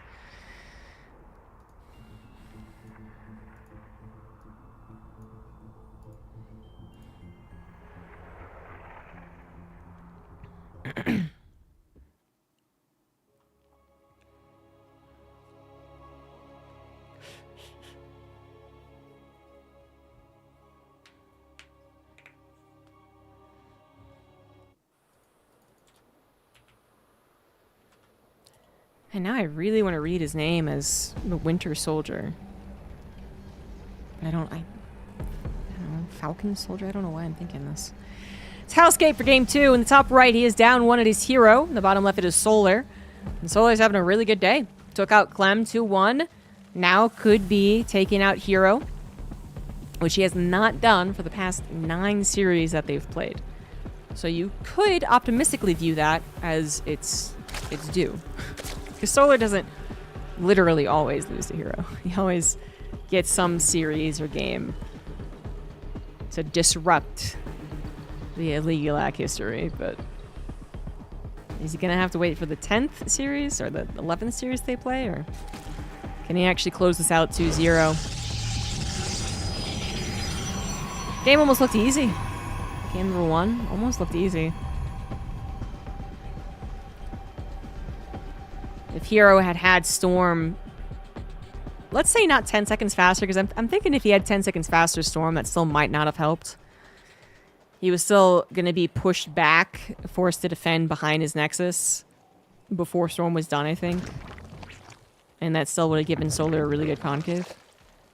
But 10 seconds could have made some difference, but I'm thinking like if it was 30 seconds. Then he'll have Storm with an army that's posturing to take the fight before the fight is really taken, if you know what I mean. Solar moves through the middle of the map and Hero's waiting. Takes some pot shots, takes some storms, then blinks back. And the more you can kind of fall back like that with storms covering your arse, the better off you are against the fight, right? But letting Solar into that position, already attacking the Nexus, already getting this great concave, easy flood of Lings too, very, very close to the actual attack coming down the southern part of Solar's base. I mean, that's gonna overwhelm very, very quickly. There's something very interesting going on. This drone is not typically over here. Hero sent out the fastest probe possible, but he does that a lot. He did not manage to get a block on the hatchery, though. I mean, why did this drone go across the map?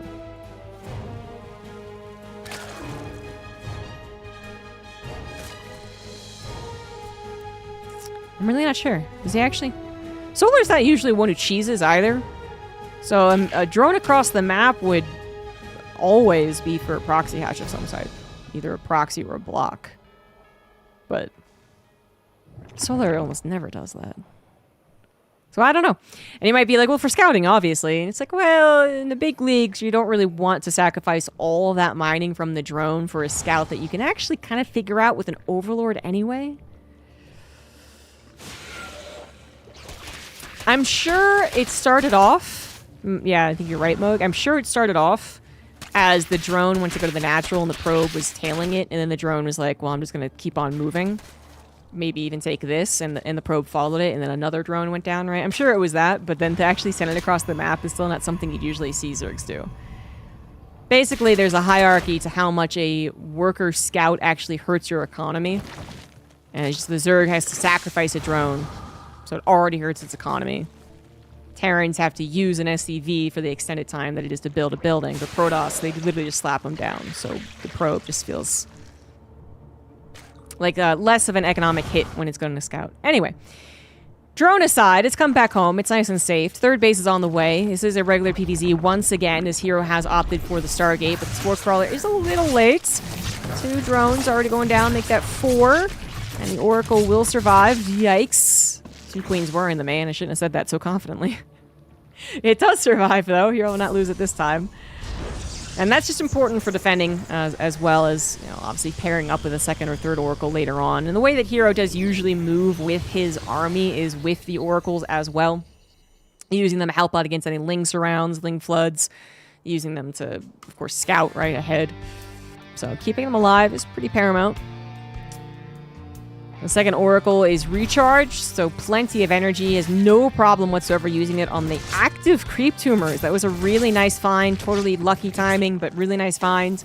A couple of drones forced to turn into extractor and spores, actually. This Oracle, although it looked like it did nothing, actually did a decent amount. And of course, back behind this, Hero is going for Blink and +1. So that +1, that Forge, it means that we're not going to have an attack, really, that's serious that soon. We know that Hero absolutely can go for a Forgeless 3-base Blink attack. That was one thing that did used to trip up Solar. But this is not what he's been doing recently. And so I might even expect, again, that like fast 4th and really fast feeling 5th. But it's a very different map. You're not going to have the scenario where Solar, again, gets reinforced as quickly as he did. Not just with Speedlings, but this literally, like, left to right of the El Dorado on the bottom side is very, very quick. But then you're also, again, going to have the less of domino effects. If Hero loses this 4th, yeah, technically his 3rd would be the next target, but it's not literally right there like it was on El Dorado. You got to go up a ramp, you got to go through the choke.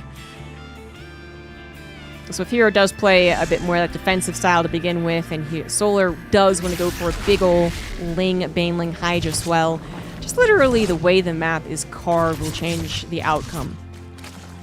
Oracle has a pretty good stasis trap. Not only is it a good amount of drones, but it's also the drones and the gas. It's pretty nice.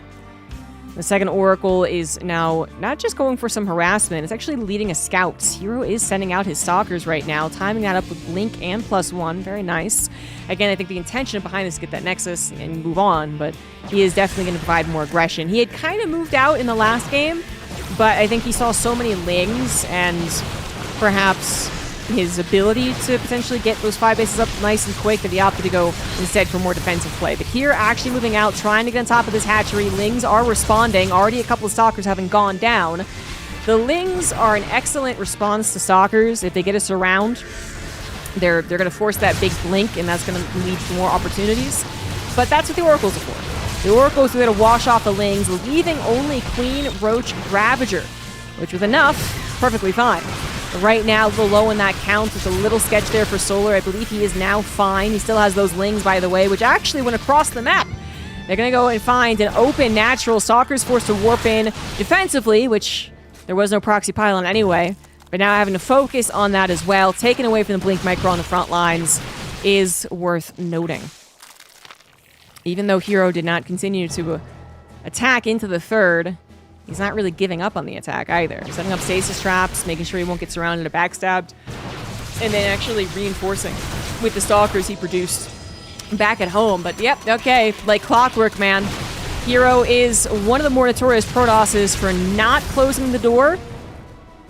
So much so that there's even speculation that he does it on purpose occasionally, which I'm still not a real believer in that one, but you could absolutely say that these, what was that, 20 Lings right there? They didn't actually do it as much as you would expect. And they were kind of just lost Lings. You could argue that.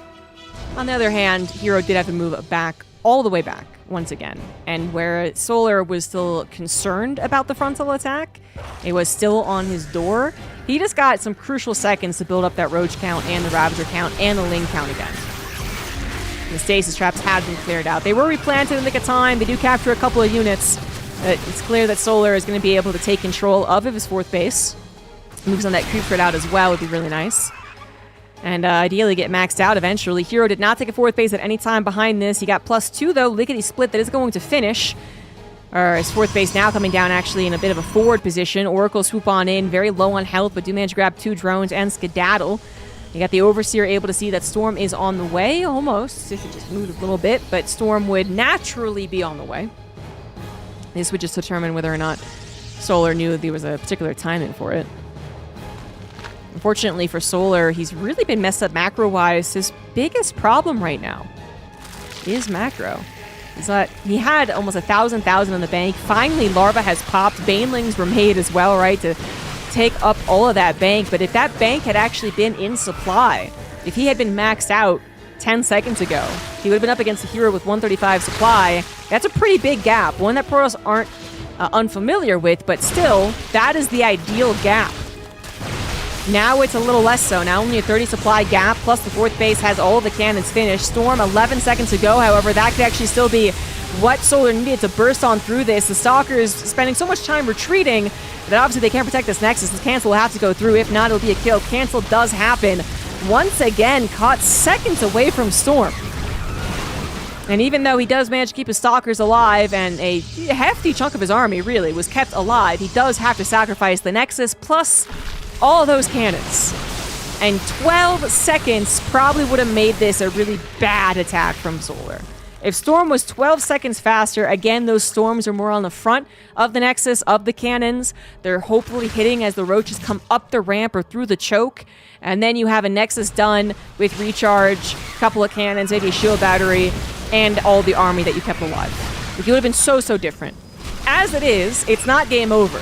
As long as Hero can retain his unit count, which so far he is doing, he will eventually get a chance to rebuild that Nexus. And while Solar looks like he's taking over the map and taking over the game, if he over-dedicates once, that is Hero's chance to come back, settle on 4 bases, get to that maxed out Protoss army with +3 attack, and go for his own push. Right now, though, Solar still has that supply lead, still has Hero on the ropes. He's looking to once again deny a 4th base, but this time Storm is done. Archons are being made to help out. Even the Oracles are helping out every now and again with stasis traps. Oh, 2 beautiful Storms in the heart of the Ravagers. The Baneling's not able to burst on through, stuck behind the Ravagers, actually. Queens come forward off of creep at a terrible timing. They are late to the party. A blink forward to get 1 or 2 more Ravagers as well. Now, at the same time, I guess we had Banelings roll into the third base. 12 probes do go down, but Hero, I would say, more importantly, defended the front line. His 4th base will finish eventually. It will have some protection on it, and he did also retain his army. So 92 army supply with +3 finishing up versus Solar's 103 army supply. Once again, Roach Ravager Ling. Pretty basic. It can do the job. It can do a great job, actually, if this round happens. But it's not the best army. And its upgrades aren't the best either at 1-1 on the attack. But Lings and Probes, once again, getting into it. Probes going down. It looks like the 4th base will be saved by a Zealots. Warp in, so no problems there. But Hero is dangerously deep on creep. He is pushing with a lot of confidence. Archons are on the forward position. They managed to soak up a lot of Banelings. 3 of them have so far gone down, however. And the Storms are very much a necessity, but they might not be enough if enough of the fodder of Hero starts to die. Almost all the Stalkers are gone. The Archons are getting weak, and the Immortals will not kill things fast enough to save the High Templars. They get the last 2 of them down. They turn to Archons, and Solar is gonna tap out, as he was not able to reinforce. He was losing out on the supply towards the tail end. Immortals and High Templars. He was brought down to just those 2 units. But Solar was brought down to basically 0 units. And there was a Zealot reinforcement that was carving up his drone line to the right. I'd say that was damn close, because Solar was getting more counterattack damage done. He had a couple more run-bys come in. They both were very low on supply. But Hero had 4 Immortals, what would be 2 Archons, and however many Zealots he could throw across the map.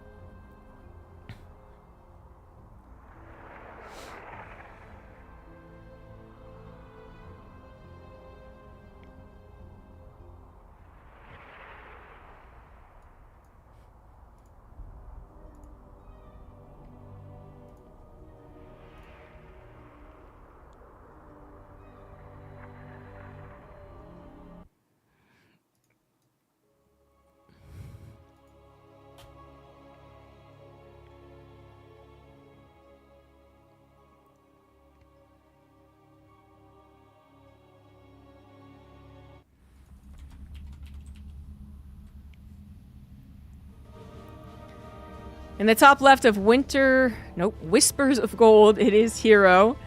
And in the bottom right, it is Solar. Let's just flip that. Damn close game. But Solar had run out of steam. He didn't have as much of a backup bank as was necessary to hold on. And Hero did a Hero thing. He looked like he was playing with fire by having a 4th base up and saturated, by having those run-bys continue on, by moving that deep onto creep against someone who does have Banelings. That's the Hero that we know and love, the one that makes you simultaneously clench your cheeks as well as stare in awe. Because, really at any point, the terrible thing could happen or the great thing could happen. He could win or he could lose. And in the last battle, it looked towards the tail end that it was very much a Hero victory, but, again, if those, the Banelings get a better connection at any point, any of those battles, because that was a battle that kind of started on Hero's side of the map. It was Hero defending, and then realizing there was an opportunity, and then it led to the counter. So it was really that beginning of the battle that screwed Solar up, because he had so many Banelings that just ended up not being useful. They didn't rush forward first, which might not have been a good thing anyway, but the point is they were stuck behind the Ravagers. Then they ran back, and then they were once again, I think, stuck behind the Ravagers. Then they never got a really full surround. Obviously, the most ideal thing for a Zerg player is just get a back attack with the Banelings. And if just, 2 or 3 slip on through the Storms, then they just take out the entire High Templar group, right? And that can happen. That happens far easier when the Protoss is deep onto creep on your side of the map where you can see exactly where they're moving. But Solar had already lost too much. And at the end of the day, Hero's army was definitely thick with 2 Cs. Those Immortals and the Archons and the would-be Archons, once the Storms were depleted, made it a very tough army. But Hero has a way of Making it exciting no matter what. And now let's see if Solar can actually still clean this up to 1, as he did versus Clem. That was the last series he played. Or does he continue his losing streak versus Hero?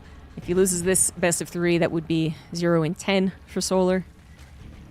Now, as far as my understanding, having talked to many of these pro gamers, and even to Solar, I'm pretty sure I asked about when I was in Korea, they don't really pay attention that much to those types of streaks.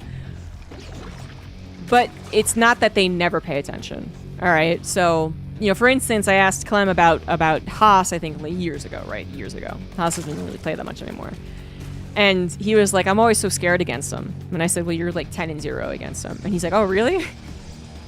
So there's that, right? But that's probably also because he was the one that was winning against the guy. But he was still scared of him, weirdly enough. Even though he wins against him so many times, Clem was still like, no, I'm kind of scared of Haas.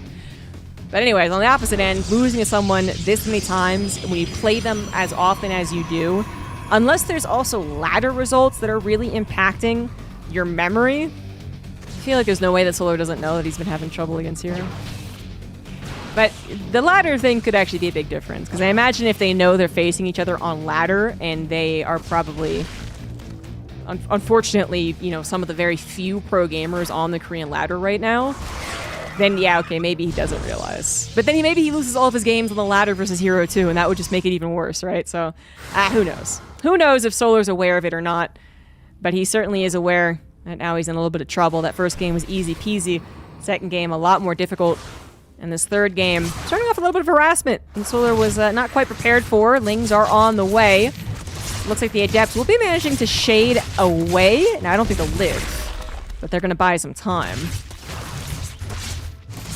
14 Lings could go chasing. Probably should go chasing. Yeah, they were ready to do that, and Hero's like, you know what? I don't care about these Adepts. They could die for all I care. I want the 2 extra drones, which he only gets 1 extra. So not quite worth that fake out. Fake out slash...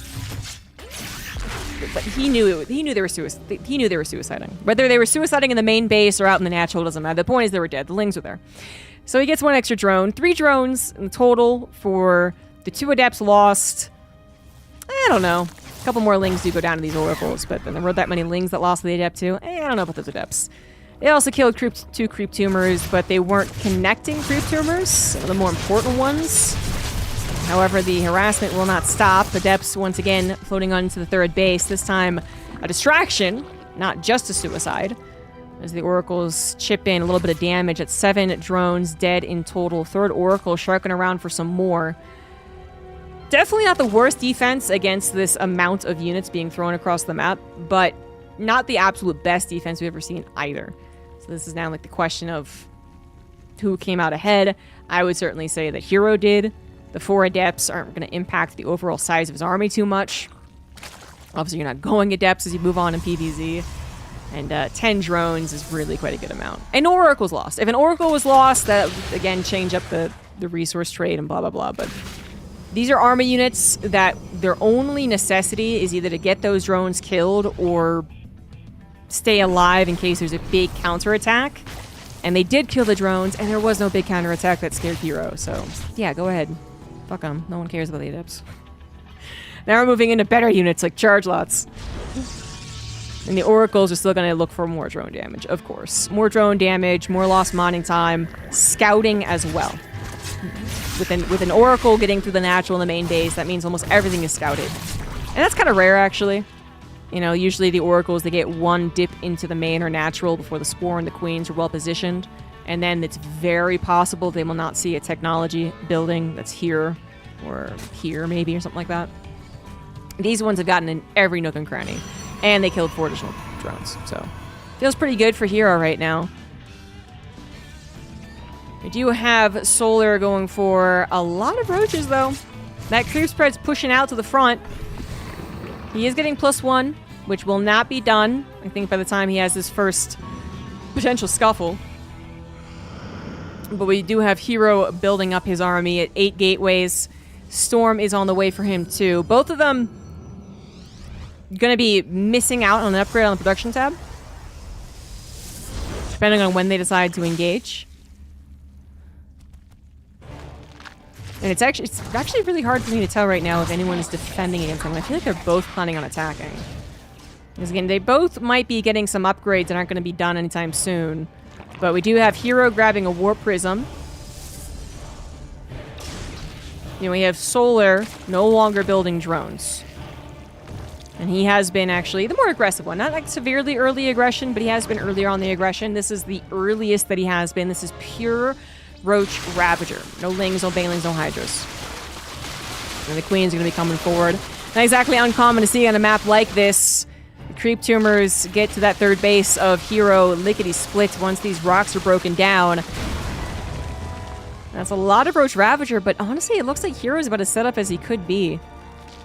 His Warp Prism should be around as well, helping out. So, what the freak? That's okay. Well, there's no Banelings, so the High Templar's getting that close and personal actually wasn't that scary, but definitely an important part of the defense here. Hero needs these storms to connect. A little bit less on the Zealots, ideally. He's still got so many storms left over. Another Immortal's about to pop out. Still has a shield battery to back up to, too. And, of course, Archons, once the High Templars have decided that their time of storming is done. The Warp Prism does, in fact, return back. It can help juggle the Immortals and the Archons. And right now, with 30 supply, 40 supply difference, just ain't looking like very much for Solar. He's the one with 30 supply above his opponent, but it's crappy supply. It's supply no one wants. It's pure Roach Ravager. Hero, a little over pushing right there. Maybe getting a little bit of a smackdown for it, but actually, the Immortals are out without their hardened shields. The Archon numbers are being depleted. The Storms were not replaced until just a second ago. A little questionable, but Zealot reinforcements do come in.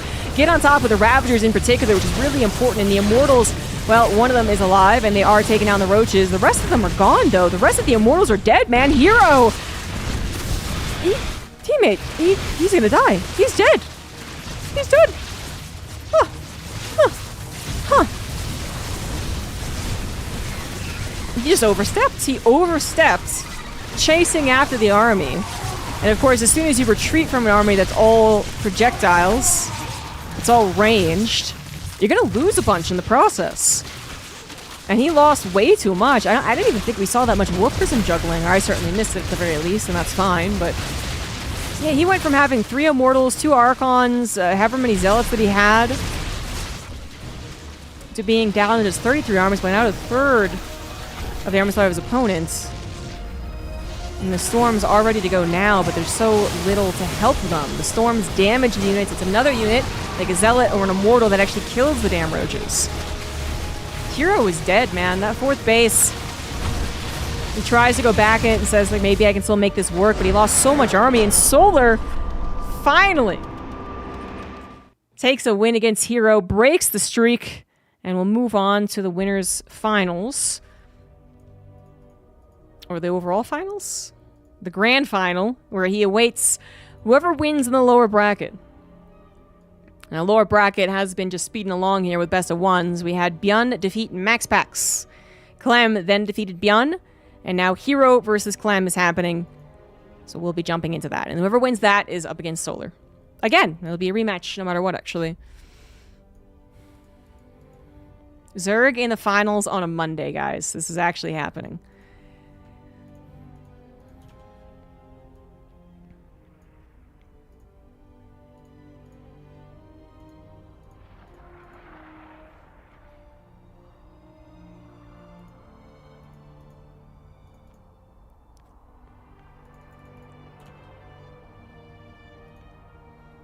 I'm gonna BRB.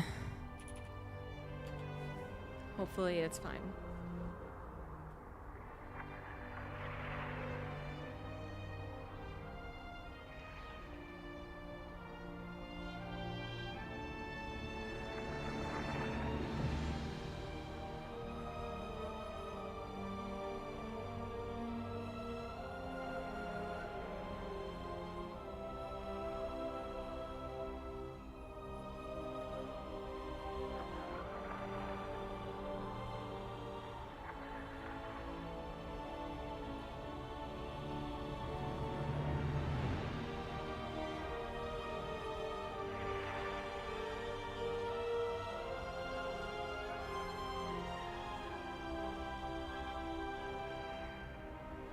Very scared of not being invited to the game.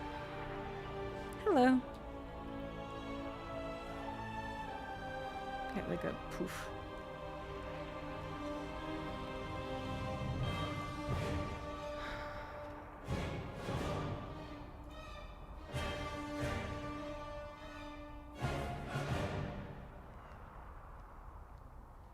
Gotta remember to grab medicine for my cat. She needs knockout pills.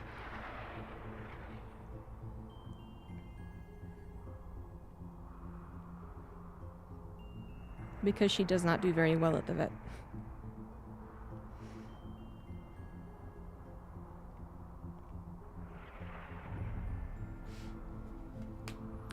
Yeah, because she doesn't do well at the vets. Last year we took her to the vets without medicine, and she was too ferocious. The vets couldn't do anything, so they packed her back up in the bag and said, come back after she's drugged up. So I gotta give her drugs tonight and tomorrow morning.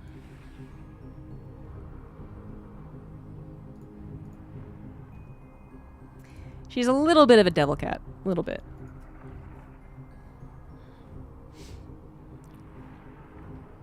Yeah, they're chill pills for cats. It's actually gabapentin, which some people might recognize. But obviously a very, very, very small dose of it. Which cat? Nixie. Nixie, the one with the emote for being angry. So that should tell you. The emotes kind of match the personality of the cats.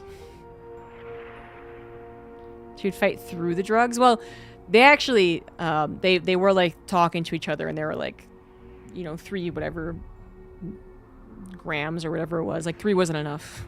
Give her 6. Yeah, she actually hadn't had to be drugged up before, but she had to be like, you know, wrapped. They tried to wrap her in a burrito and whatnot. But I don't know, this last year she was crazy. So she was, you know, one of the only cats that we had that really goes crazy at the vets. And then we had another cat named Pyro, who literally, we took him in the box that we got him in, which is one of those like cardboard boxes if you ever adopted an animal. And he was so ferocious that he actually tore through the cardboard box. So he had to be put under. Yeah, he had to be asleep for the vet visit, and the vet office got to know him pretty well. But all of our other cats are actually very, very nice.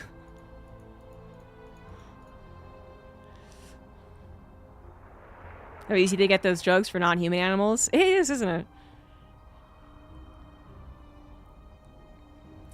But I don't know how much it is compared to what like humans take. So if you have to convince the vet to give you, you know, 40 pills of gabapentin or whatever the dosage, and cats usually get 3. I mean, they should figure some things out.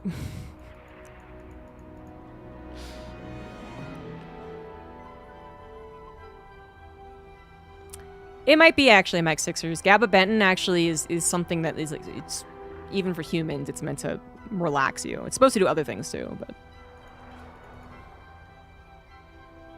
you have 10 cats? Ah, someone more than me.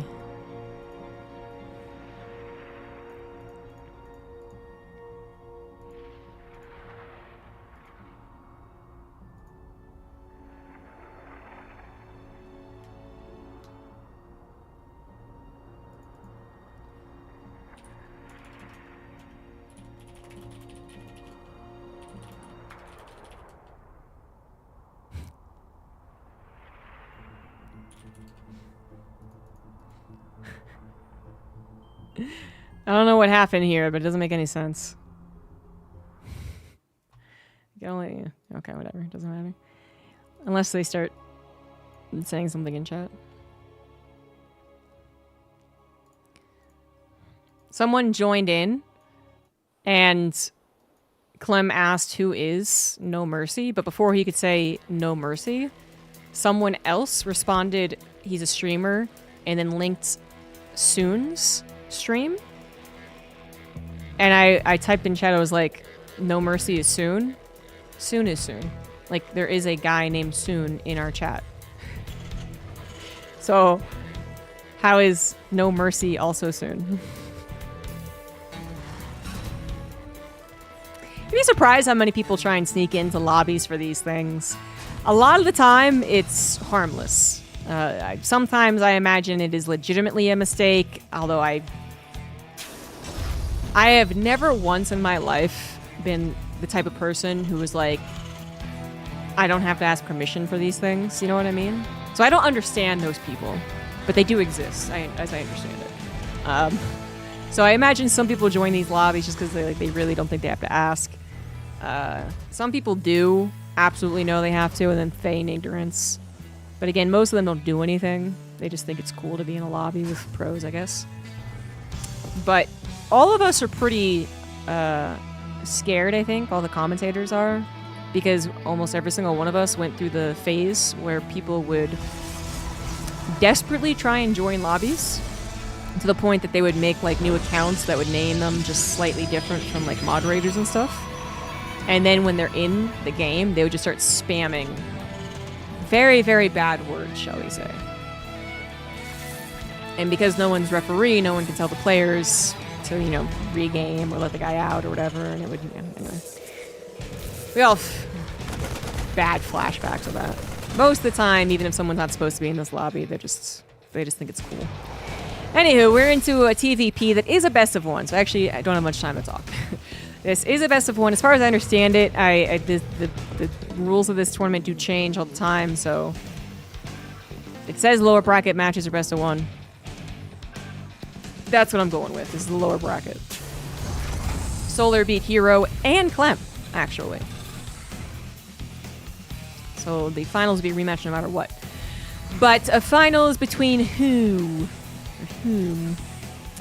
I'm going to put my money on Clem, but I don't know. I actually haven't checked Hero and Clem's... Wait, didn't I? Recent history. I'm going to do that right now. We are getting a factory expand from Clem, so there could be some amount of aggression.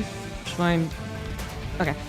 We're good. And so Clem has won the last two series they played against each other. Hero won before that, then it was Clem, Hero, Hero, Clem, Hero. They go very back and forth.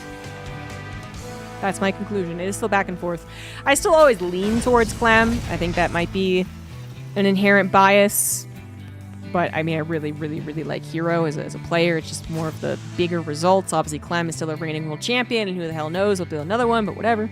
But also TVP, I just feel like he's such a ferocious character. Clearly, Hero is able to manage the ferociousness of Clem. And deal some of his own, I'm sure.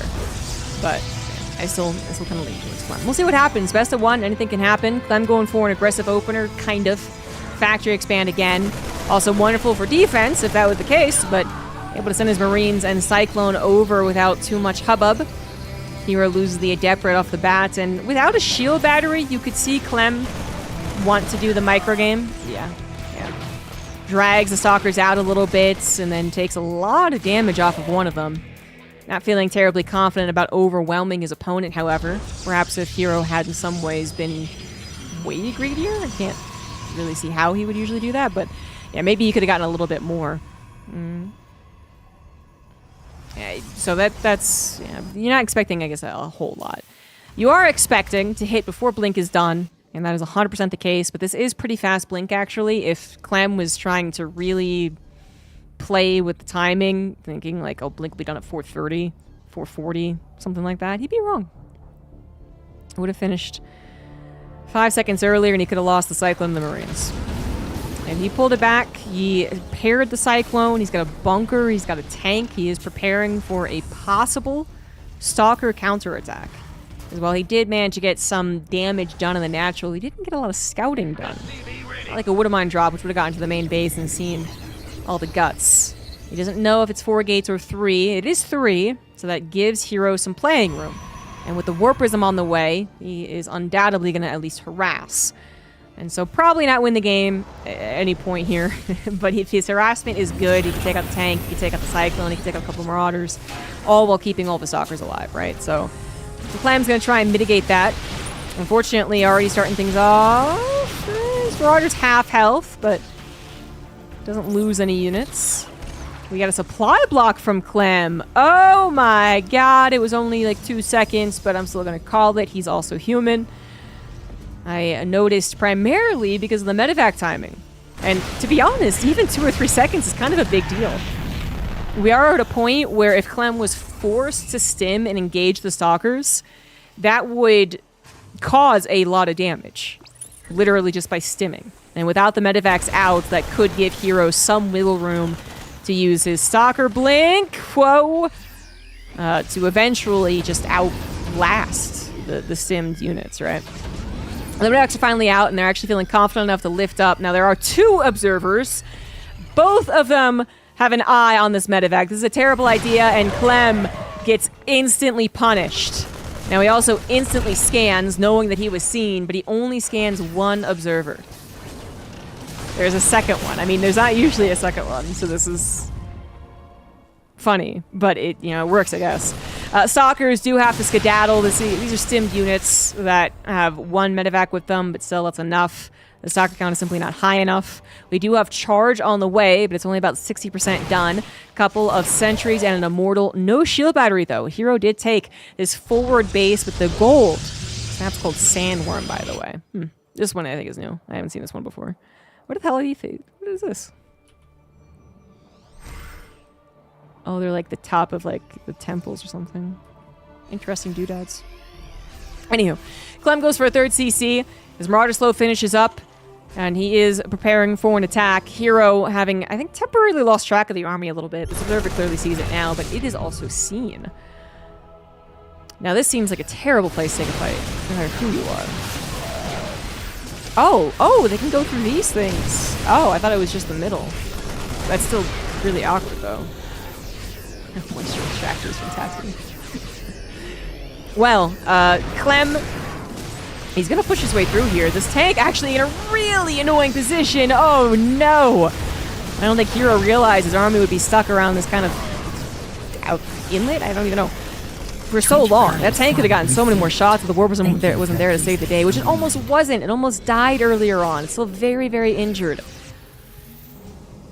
And Clem must be pretty happy with this position with a tank there, and his army now successfully through these moisture extractors. Then he's got to feel pretty confident about this. Woodamines popping off on the Zealots as well.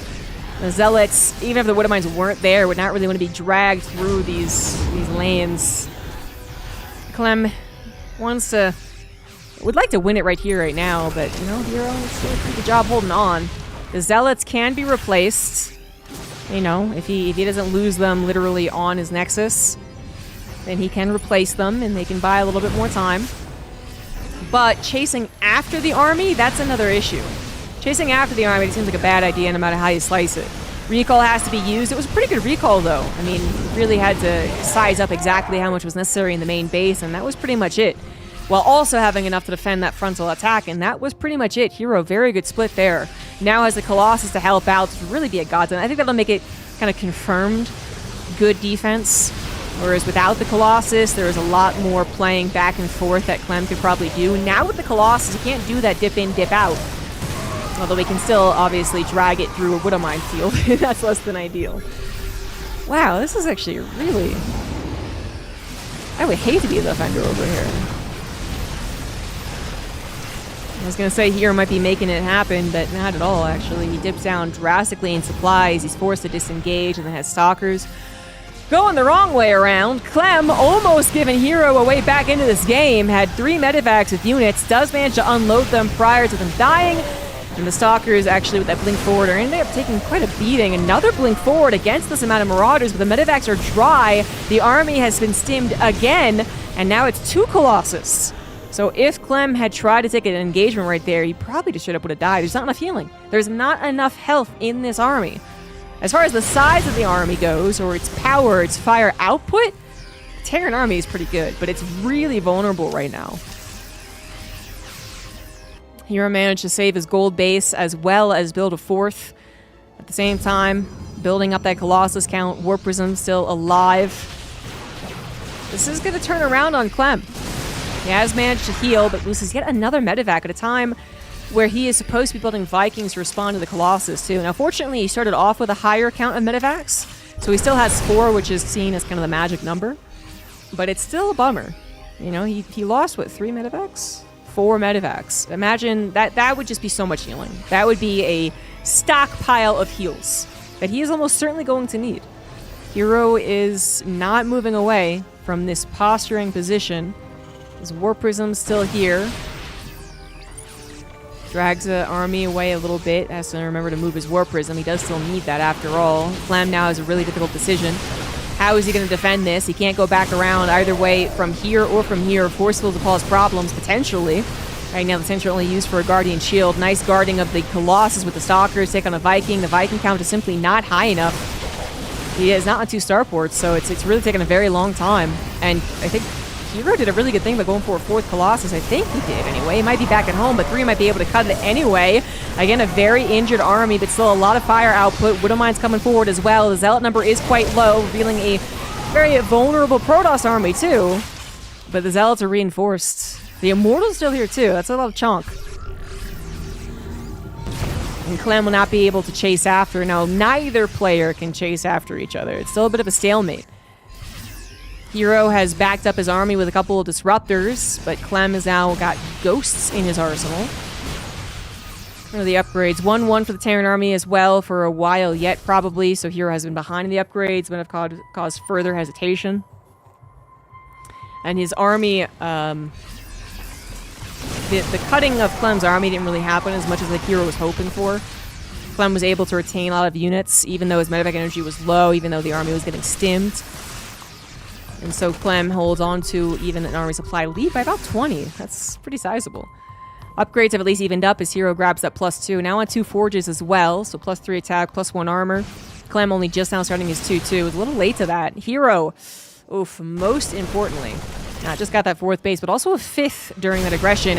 Now going to pounce on top of the army to the bottom side, but then reveal a bit of a concave to the north. Clem trying to take advantage of it. EMPs came down. Vikings take out the Colossus, and there's still a decent amount of bio left over, but once again, Stim, Medevac without energy. Immortals, however, without Guardian Shield. The Vikings landed too. That is a lot of damage to the Protoss army, and it looks like Clem manages to persevere. If you take out the Vikings, there's not much bio left over. So that could have been... It looked like a closer fight, but once the Vikings landed, now that they're helping on the ground, it looks, well, very much like the 40 army supply lead that Clem truly has. And Hero can't really go back into Colossus, which would usually happen after a fight like that, because the Vikings would have usually also been sacrificed in some way. But now, since they're a part of the army, I mean, a Colossus might be worth it just to get them a lift, weirdly enough, but then, yeah. Then it just dies almost instantly. I don't know about that one. Disruptors are still on the queue. And I think that right now, that's the better way to go. We're also talking about a map that I think is maybe difficult to end. It's just, again, pushing through this area seems so obnoxious. And both Colossus and Disruptors will take care of that choke. We'll take advantage on that choke, but... Disruptors are a guaranteed, 2-3 second reprieve. Colossus a little less so. They're not guaranteed to get any shots off, though, but it is looking like they're going to get a couple of opportunities to try. Widowmine popped off on the Zealots, taking out a large portion of them as the Viking kind of guards the front of that bio. We are talking about very small armies on both sides, but armies that are actually very much closer in size overall, because all of Clem's army went to Hero's main base, kills the Nexus before the recall happens. And this is not going to be enough here unless the Disruptor actually hits, which it will only hit a Marine. That was not nearly good enough. Clem also holding on his side of the map, even though it looked like so much more of his army was on the offensive, he still had barely enough on the defense. Hero did not have an army that was particularly well suited for a base trade. It's an army that needs to collect itself together and have really good moments and really consistent moments. It's got to be posturing around the Terran army that's clearly too scared to jump on top of the Disruptors. So the Disruptors get to take all of their time to actually shoot out the ball and look for an opportunity and then retreat if they have to. They're not that great for base trades, especially as the army sizes get really, really low. One person is A-moving far more effectively than the other, and in this case, it's the Terran that's A-moving more effectively. But now we're down to not a base trade, but an attack, a straight-up attack from the Protoss into Clem's third. Clem forced to take this fight, but it's pretty good so far as the rest of the army comes in from behind. The Disruptors are not a fighting force all by themselves. They're being taken down as the Stalkers make a mistake in the fight against the Vikings. They need those Zealots to help out. Now being dragged to the 4th base. It is not yet a planetary, so there is some hope here, but Clem is gonna... Whoa, Clem taps out. 34 SCVs. 40 SCVs that died during this. Oh my god. Hero... He had so little army supply, but he was just absolutely wrecking through the SCV count. He still had 4 or 5 bases up and running. He was even getting a 5th base. Jesus, 6th base. And Clem, which is like, I don't have enough economy. Yeah, he was down 30 army supply. He was going to be down almost, I don't even count. He's going to be down all the workers. Wow, okay. It looked like Hero was starting to lose out on the battle, but he was winning the war. He had so much economy.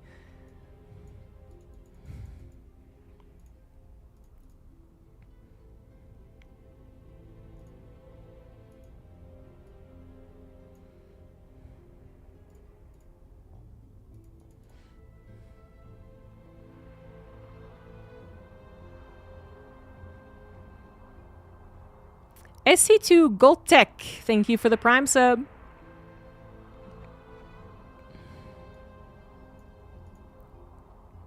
So neither Clem nor MaxPax will be in the finals here today.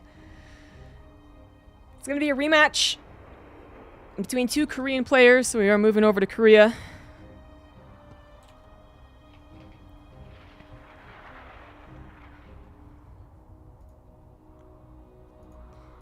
And according to Wikipedia, the grand finals are best of 3. If a player from the lower bracket wins the match, a best of 3 match is played to determine the overall winner. So best of 3 into potentially another best of 3.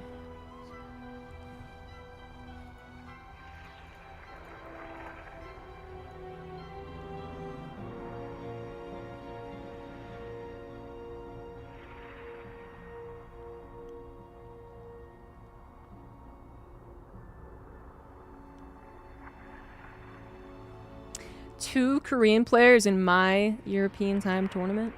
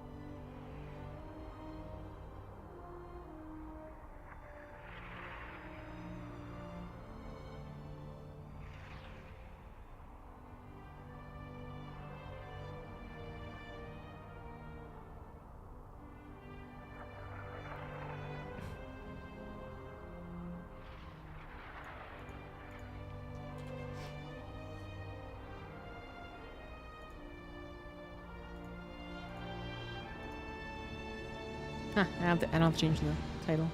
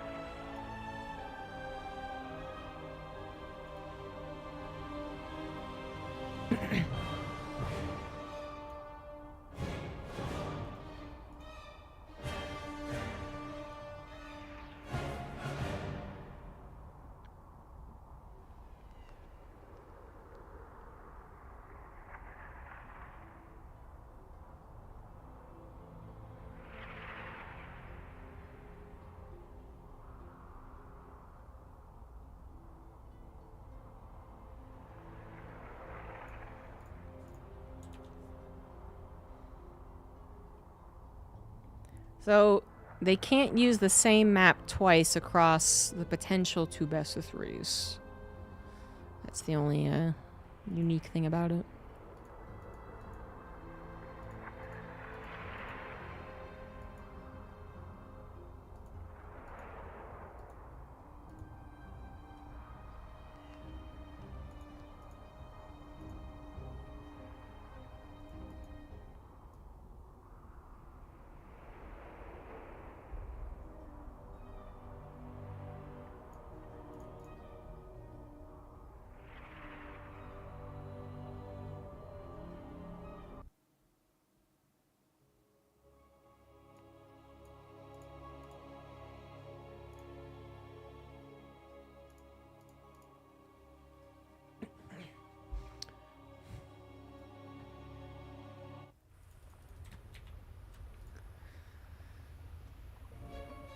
So we're in the finals of the Monday Night Weekly. In the bottom left, it is Hero, and in the top right, it is Solar, and we're on Ultra Love.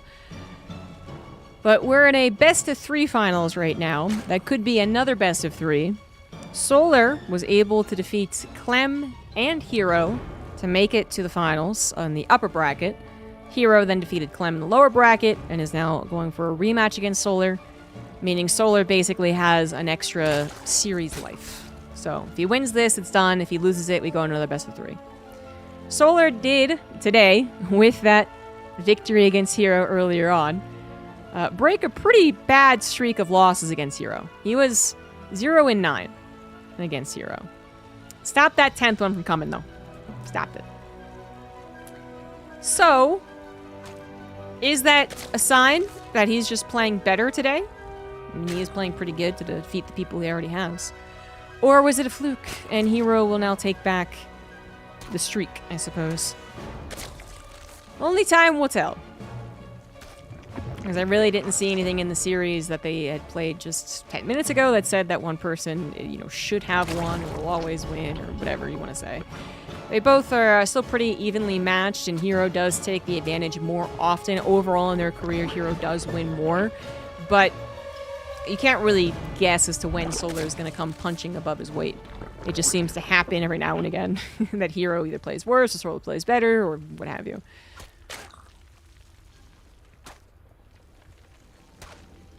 Did it once, can do it again. Hero played not identical every single game, but as far as the openings were, yeah, they were pretty identical across all 3 games. Nexus into Stargate with some Oracle harassment into Blink +1. But then whether he went for kind of a mass expansion style in the first game, that failed, or he went for an attack off of the 3 bases in the second game, which overall was successful, I guess you could argue. Wasn't what won him the game, but he did eventually win that game. And the third game was... It was Blink +1, right? But then he went very quickly into... Well, 4th base, but Storm more so, as I was thinking. He got in Storm at, you know, the other games too, but... And it seemed like a perfect setup. He had looked well prepared for Solar's increasingly faster attack. You know, the attacks that he made in every single game seemed to happen quicker and more reduced on the technology. So the final game was Rogue Ravager. Hero had Immortal, Zealot, Storm, couple Archons. It looked like he was winning, honestly, at one point, but then overreached, I suppose, and kind of in the battle of sustain that was happening while Solar, you know, still had a lot of cash behind him. He lost out.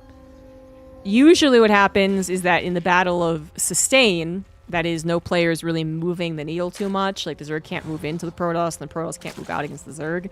Usually the Protoss eventually would win that. The Zerg runs out of steam on the limited economy they've built up. Their Roach Ravager just ended up being technologically too bad, and the Protoss gets +2, +3, Immortal, Archon, blah, blah, blah. But Hero had made I guess, a fatal mistake pushing out the time that he did. So it was really close, but you know, even though he barely didn't lose, or he barely lost the last game, I don't know, the second game was also very, very close. The first game is really the most defining one, the most defined victory. The one that's like, okay, no, he definitely won. No ifs and a buff about it. But Solar, easy peasy one game one. It was also a weird map. So I don't know how much credit I gave that one. One thing that does seem to be a trend, though, is that Hero goes for Stargate Opener. Void Ray does come out in this game. It did once in the previous best of 3. It's going to be able to deny some Overlords. It can technically open up opportunities to kill Queens, but not by itself, with something other than that. Is that Solar attacked and Hero defended. Most of the games kind of went along that way. The second game, Hero did do a Blink Stalker attack first, but then eventually Solar was the one trying to commit Roach Ravager Baneling to the other side of the map. So is that going to be the situation again? Well, it's definitely different on the side of Hero. Definitely different. Solar's grabbing Roachborn back at home. Very nice and safe. But Hero mixing things up. It's not Blink, it's not Forge +1. It is Resonating Glaives. Off of 3 bases, so not the scariest thing to happen, but this might be a surprise to Solar, who has been conditioned all the ways that I just said that the game's played out in the first best of 3. Now this is a complete change-up. Solar might pick up on some small things, though. So he doesn't see the Adepts, right? Hero's going to hide the Adepts. Of course, you have to do that. He's going to see no army, then. That's kind of weird. There's no Stalkers, not even any Sentries that have joined in here. It also was just 1 Void Ray, 1 Oracle, whereas previously it was 2 Oracles and a Void Ray, or all Oracles. Well, now he knows. I don't think he got that much advance notice, unfortunately. Drones still in the production tab's a bad sign, as the Adepts already over the halfway point. Some roaches were being made alongside those drones, but we are in emergency mode right now. Emergency wall in the natural is good, actually. That's a great start for Solar. His Queens do manage to bulk themselves up, and they will be able to at least, last a long time. They're not great damage dealers, but they will soak up a lot of shots from the Adepts, thus saving the drones at the 3rd base. The natural, again, successfully walled in. So all you had to worry about were the drones to the 3rd. And if the worst case scenario was that the Adepts started to focus fire the drones, you could pull them into the Queens, behind the Queens, and the Adepts just aren't that mobile if they're not shading. So this seems like a really great emergency defense and a good defense overall. This turned something that could have been very problematic into something that's not a big deal whatsoever. 4th base will finish. Roaches will be able to split now that the numbers have grown. So while the wall is taken away in the natural, hopefully the Adepts won't get too much damage done. Adepts at the 3rd base still as well, and the Adepts can once again threaten. No, the Oracles and the Void Ray could threaten the 4th. It looks like the Adepts are the focus right now, as 3rd base is not mining. 13 drones went down in the natural. 4th base obviously not mining either. Queens don't want to move for their position, knowing that well, I was going to say, the Oracles could just move now into the 3rd base, because the Queens aren't there. Not something that Hero was thinking of. Thinks he found an easy Queen in the 4th, not the case. Behind all of this, behind tracking whether or not the Adepts did a lot of damage, Hero was producing a lot of probes. He is fully saturated on 3 bases, getting all 6 gases at this point. And moving on into Stalker Colossus, actually. Not a unit we saw at all in the last best of 3. Hero showing his flexibility, as he also grabbed 6 drones. Is that all from the Oracles? Hot damn. I did say that 3rd base was a little wide open, and, well, it was. Warcrawler had barely not finished, Queens were barely out of position, and the Oracles take advantage. And Hero is moving and grooving. Damn. Goes from all this harassment to suddenly having a big army on the front lines, and not just a harassing army. This is meant to actually end the game. Stalkers, Adepts, Immortal, Zealots, even the Oracles could help out here, and Solar has spent so much time running around. He has never been in the right position. He's never done, I guess, 100% of the defense. The emergency defense looked so good. I really want to give Solar a lot of credit on that one. The wall in the natural, no drones dead at the 3rd. Fourth base doesn't have to be saturated yet. Doesn't have enough drones anyway. It looked so good at that point. But then the Adepts did get into the natural, and they did get into the third. And the fourth base, you could not transfer the drones to. It was not a safe location. And then the third was supposed to be the safe location, but then it also wasn't a safe location. And Hero got to play so clean behind it, too. That's the real kicker. It was the Adept pressure that looked like it had failed initially, but then it found a way, and it did exactly what it wanted to do. It killed drones, and it bothered the heck out of the macro cycles of the Zerg player. And then he built the probes, he built the economy, and then, boom, attack on the front. Like, that's the type of game you'd want to have when you're practicing versus AI. Not to say Solar played as badly as an AI, just that's what you practice when you think you do that build. The 1-2 punch into the gut punch as you macro perfectly behind it. Nothing goes wrong for you. No lings get in or anything like that. I mean, it just looks so clean. And so he is up 1-0 now. It is Hero on the top right of Hellscape. Bottom left it is Solar.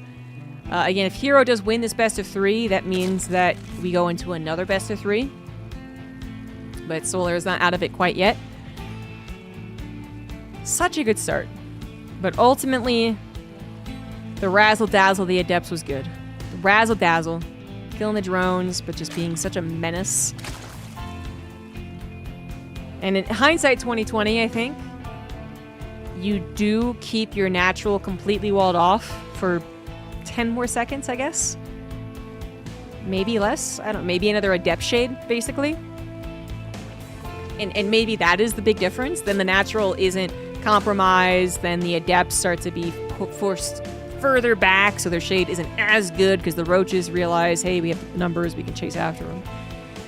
And then once you're not running around every which way as a Zerg player, you focus up, you get the macro cycles, you collect your Roach Ravager, you build the Ravagers, you get the Queens on the front lines, you scout where the attack is incoming, and you just look so much better. But that was a good old razzle-dazzle. The time Solar came together, it was already too late. That was also a very good change-up from the best of 3 already played today. A drastic change that Solar certainly wasn't expecting.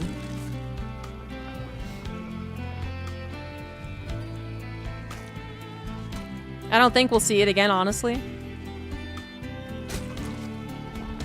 But I've said that, you know, Adepts, aside from that period where Adepts were just literally the meta, what everyone did all the time, Adepts generally feel more like that one-off build. You know, 1 best of 3, 1 best of 5, maybe 2 and a best of 7, I guess. But it's not your main bread and butter.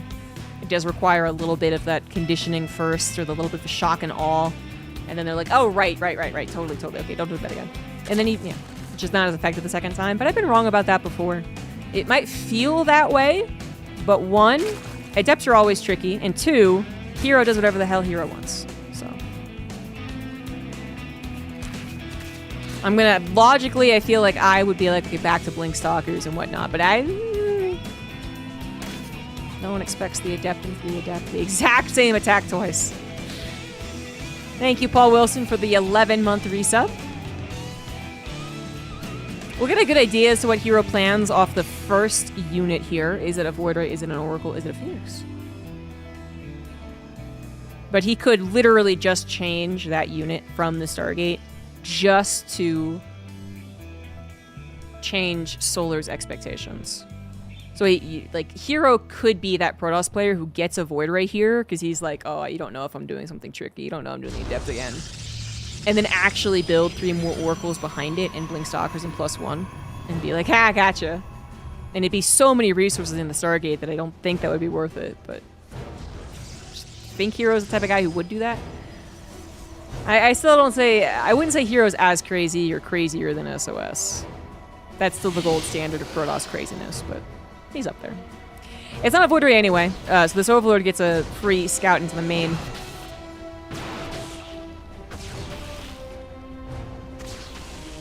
I think you're gonna die. It's not free. It's unfortunate. Overlord dies. Drone dies. 2 drones die.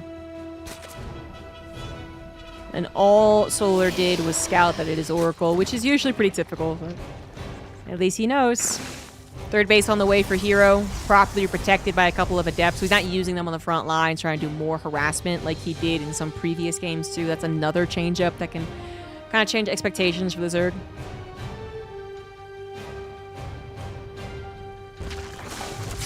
It is 3 Oracles. Lickety split. So oftentimes what you will see is 2 Oracles into a Twilight Council, and then the 3rd Oracle, if they do get the 3rd Oracle. And that's going to give you, you know, faster blink in logic, right? But in this case, Hero now can grab the Twilight Council.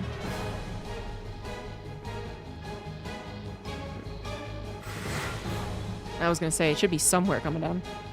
And he will have pretty late blink. But then that might not be his plan as good as like a sharp timing of an attack off of 3 bases, like game 2, I think, of their last best of 3. Now this time around, he not only produced 3 Oracles, but he also produced 6 Adepts. So while he didn't show the first 2 Adepts or the next set of Adepts in a bid to try and kill a bunch of drones alongside the Oracle, he instead collected them, defended his 3rd base, first of all, but then second of all, now has a kind of shocking number of harassing units. They're not going to end the game, but they could get into nook and crannies and be really annoying and kill a decent amount of drones. They could also go after queens, actually, in this number. Basically, what I'm saying is Solar can't under-defend this, but he also can't over-defend. He can't take this as a all-in. He can't say, oh my god, is Adept attacking me again? Because that's not what this is. This isn't resonating glaives. It's not that many of Adepts. And Hero sees a lot of respect in the form of the lane count, I think, and decides not to go for a shade in. I don't think he will at all. Unless those lings are really out of place. Yeah. But he still can control the outer edges of the Zerg base. So that's not just controlling the Zerg and making them react to you. That's also a little bit of scouting being done as well. You can get an eye on, for instance, the Hydralisk End, which clearly the Adepts have seen multiple times over. You could have seen maybe some of the gas intake, maybe the drone count. It's Ling Baneling Hydra. This is what Solar did in the first game. Hero, as I said, is not going to have particularly fast blinks, so I wasn't expecting this attack. But Hero showing a lot of confidence here, a lot of understanding, I think, of the game, too. Just, it's like, you don't have enough. Like, you've been appropriately defending my Adepts, and that's great for you. But what if I arrive across the map with Stalkers, even though they don't have blink, which is usually too scary to do? Pushing those Stalkers out on the map without blink is really scary. But the Oracles do help out. The Adepts could have helped out. They instead shaded to kill 8 drones. But meanwhile, Hero, once again leaving that door open, loses 15 probes. The decision to send the Adepts into the natural does not end up being worth it, I think. At the end of the day, whether they'd stayed with the Stalkers or not, those Lings would get through the natural. So, actually, with that in mind, I guess, yeah, their best use was killing 8 drones, but it was 6 Adepts for 8 drones, plus however many he's been gathering over the time. And he just wasn't paying attention to his natural because of that. Hero is in a very dangerous position right now. All the Hydras popped out. The Banelings are ready, although they do not have speed. They still are kind of scary. The natural is going to be under attack, and that's not where Hero was hoping Solar would go to. There are no shield batteries in the natural. Nice blink away from the Banelings, which are slow. That is actually taking away some fierceness. There we go, fierceness out of this attack, but even without the Banelings, that amount of Hydras is so scary. A shield battery and a couple of force fields will hold on yet again. The wall in the natural is about to be broken, and Hero still with a lot to do here. I think it's not likely he will win. But, you know, the link count's starting to really get quite low. The Banelings won't really make any good connections. Only 3 of them after all. And Hydra's by themselves. Glass cannons. We know that. Hero has had to sacrifice the front of his wall, a couple of gateways, and the side of an X-Core. Hopefully he remembered to rebuild that. Oh, no. Oh, no, he didn't remember to rebuild that. Oh, no! I was going to say, if he had remembered to rebuild that, 5 extra Stalkers coming in here would have been quite good, but instead it's slow Zealots. They get ripped to shreds by the Hydras. Hydras thus far remaining untouched, finally starting to get picked at. But after they've already picked off almost all of the stalkers, this will not be a hold. Hero merely extended the time it took Solar to actually kill him. And now I don't think it's possible for Hero to get the correct amount of units to hold here. Yep, he taps out. GG, Solar. He will win game number 2. Kind of had a couple of jabs there from Hero, the 1-2, but without the gut punch. It was the 1-2, and then Solar suplexed him. Solar was taking damage. If he did not win with that attack, he would have been in a problematic area. But he just literally... Hero was the guy with the machete, and Solar was Indiana Jones and took out a gun. It's like, I'm just going to punch you in the face. I'm going to shoot you in the face. And sometimes that's the best thing you can do. Take out a gun in a sword fight.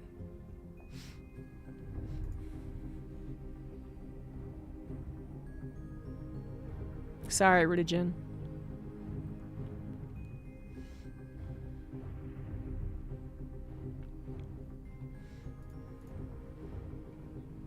If possible, I would always advise taking a gun to a knife fight.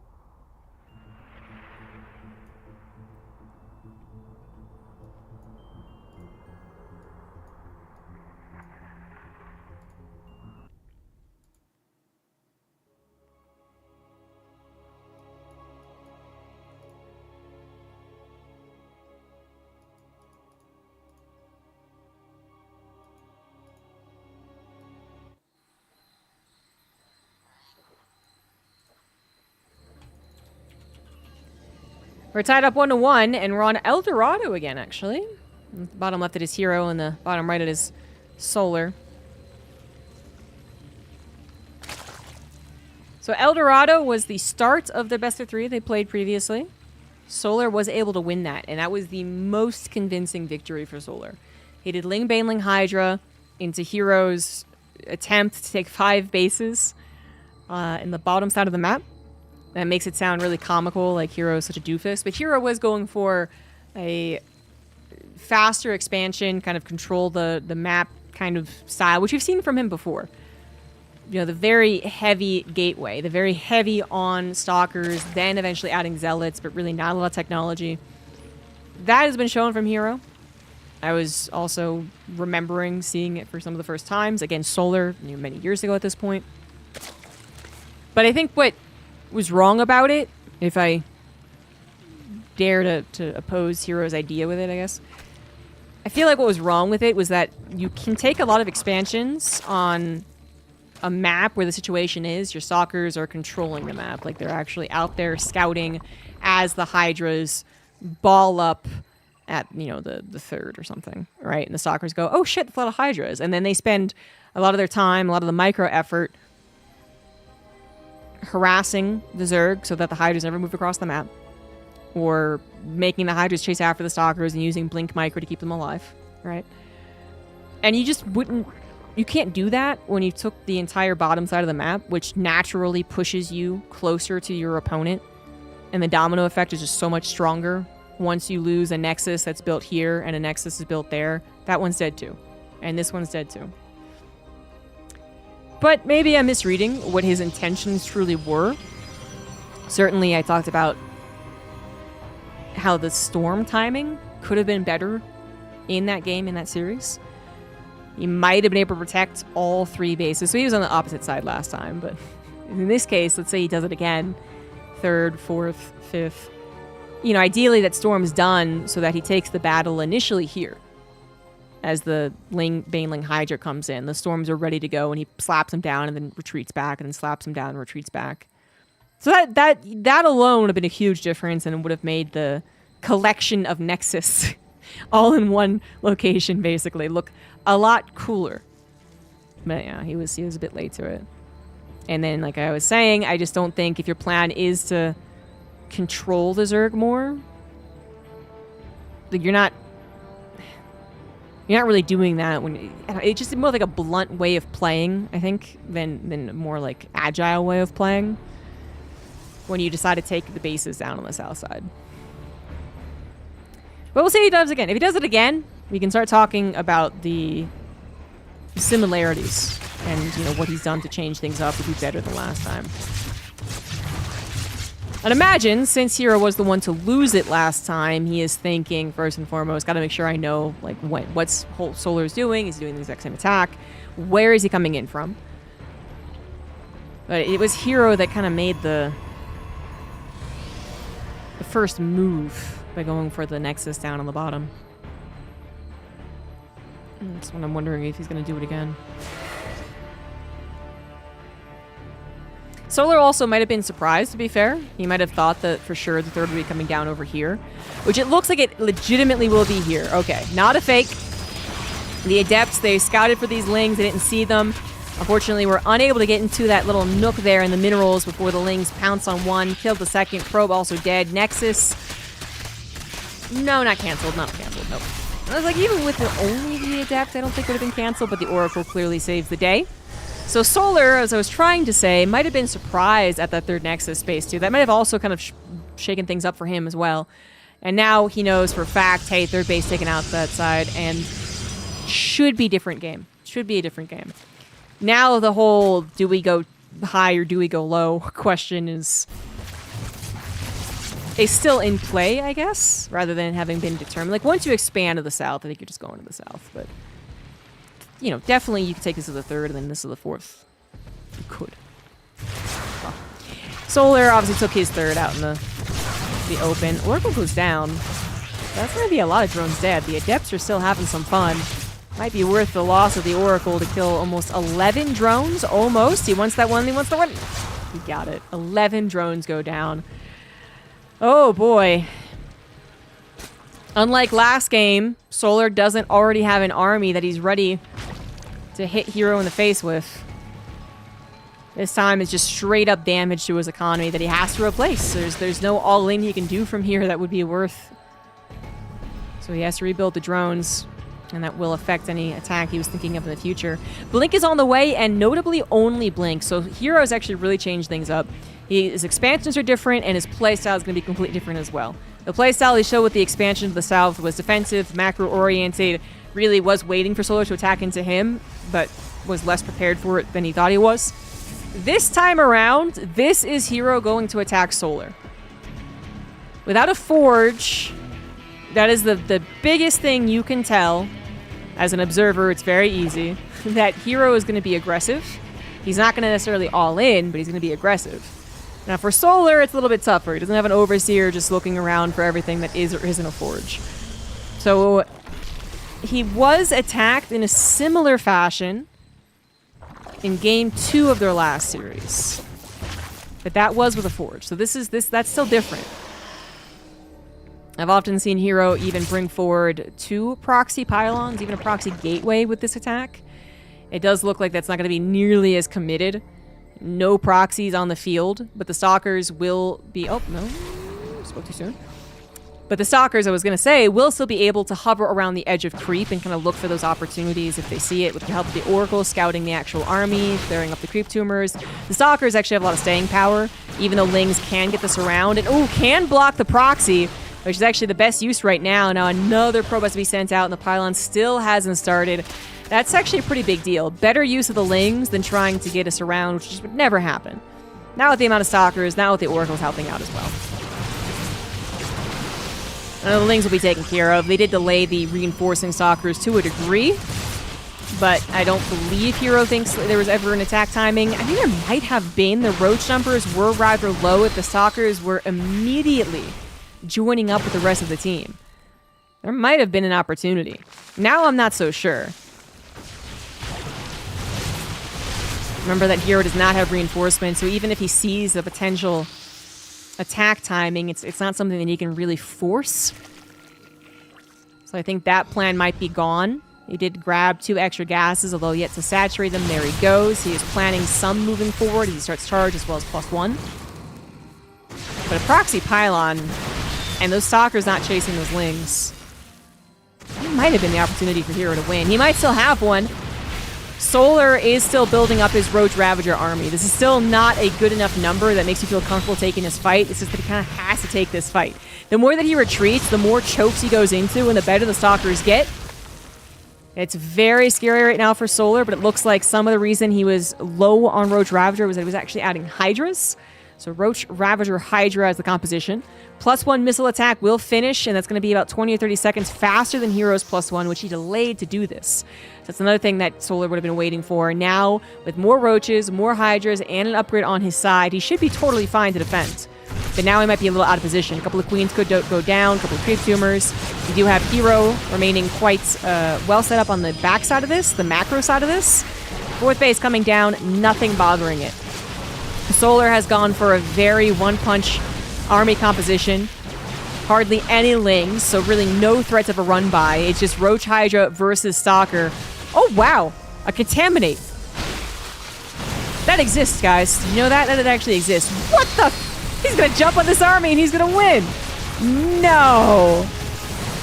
Hero is such a madman. But he's also a brilliant madman. Oh, man. That was... With the +1 done on the Roach Hydra, I mean, Hydras... Sometimes they look like the most fearsome thing in the world, and other times they look like glass. And I don't know, every time I've ever blinked into Hydras saying, "Aha!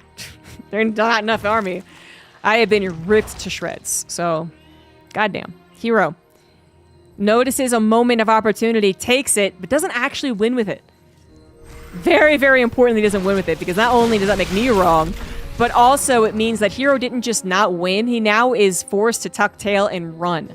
There was way more reinforcements coming out for Solar than Hero hoped for. Or, of course, he was not reinforcing on the front lines. He had to reinforce back at home. Fortunately, he did. Charge lots are ready. High Templars are ready. But yet again, Storm is not. The timing from Solar in all of these games against the Storm timing is insane.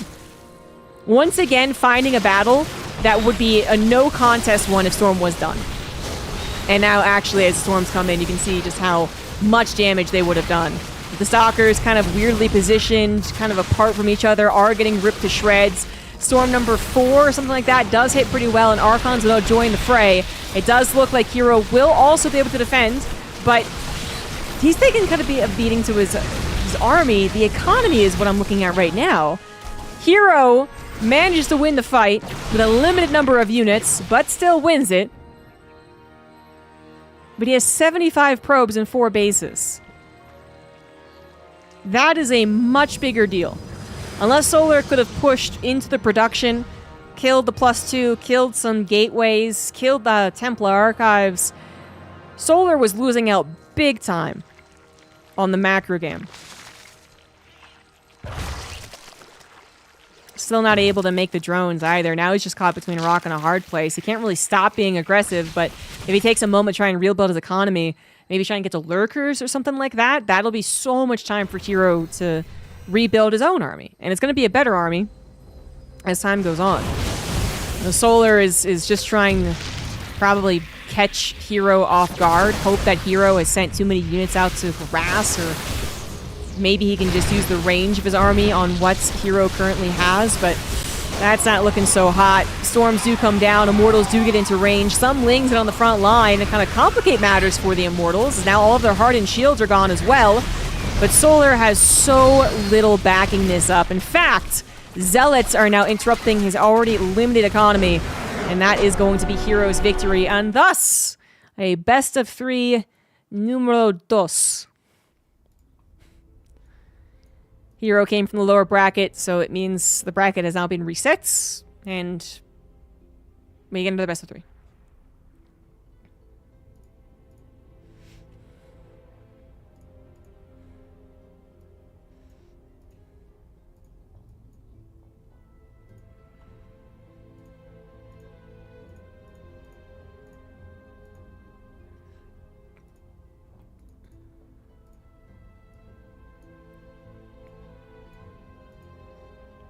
So they can't replay any of those maps we just saw.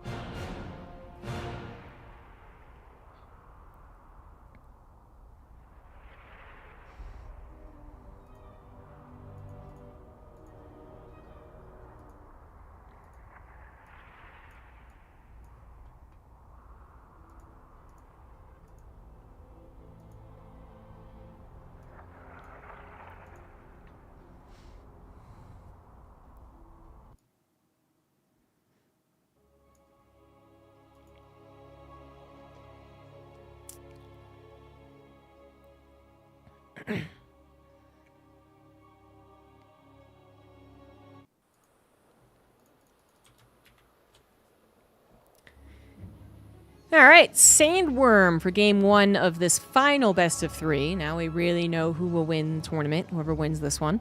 In the top right it is Hero, in the bottom left it is Solar. This has this super weird middle. It's not... It's weirder. It's weirder than I even thought it was.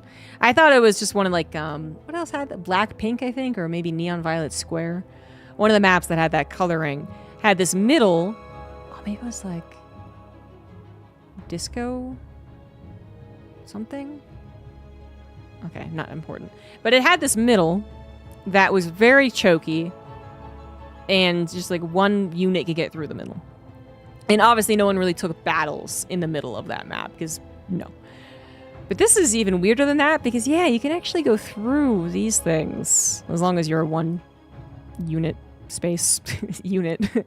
An Archon obviously can't fit through it, but a probe can. And so can Marines and Zealots and Stalkers and stuff, so that's very odd. And this isn't a map that tells you basically don't go to the middle. Like this other map that I'm thinking of that I think had disco in its name.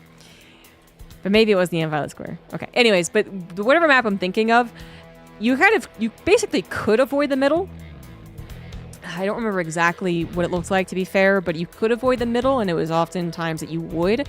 Not that there weren't battles that happened awkwardly, but most of the time people just didn't have it there. But this one, from what we've seen, it was Hero versus Clem that happened here. It kind of screams to go through the middle. So not only did Hero, first of all, take this gold base, so that already pushed things towards the middle, obviously. But even if he didn't, I feel like, because there's rocks here, yeah, you just, unless you break the rocks, yeah, you have to go all the way around. Yeah. which isn't impossible, and many attacks I'm sure do come from, you know, more of the around town area. But yeah, if you're gonna try and get a quick attack, you're gonna go through the middle. It's gonna be very awkward. We saw it play out in PvT. It eventually ended in Hero's favor. Let's see how it turns out in PvZ. I will say that I might have to leave early, as I have to go pick up some stuff before 5. So we'll see how long this series is. You basically have to leave in 30 minutes. We'll see if maybe they'll play quick games or it'll be a 2-0 in someone's favor. Anyways, on the Stargate opener, Hero has not changed up the Stargate opener aspect of his play, but he has very much changed up the units that come out of the Stargate as well as the follow-up to the Stargate. With his most drastic change-up being that Adept build, which... yeah, I said like 1 per best of 3, and there's a new best of 3, so... he might throw it out again. Would this be the best map for it?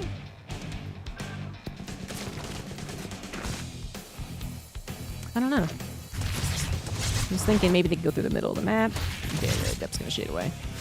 And then the third is, you know, pretty normally placed. Well, I don't think Hero's doing it anyway. Might not be the worst one, but it looks like he really enjoys taking this gold base. You know, he did it versus Clem, but PvT, very different from PvZ. But either matchup, you're talking about this being a riskier expansion that hopefully pays off.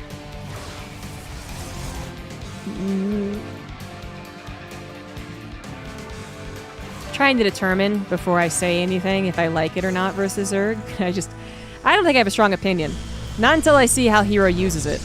Oftentimes when someone shakes up the game like this, when they don't do the expected third base in this case, this does cause a little bit of dilemma for the opposing player.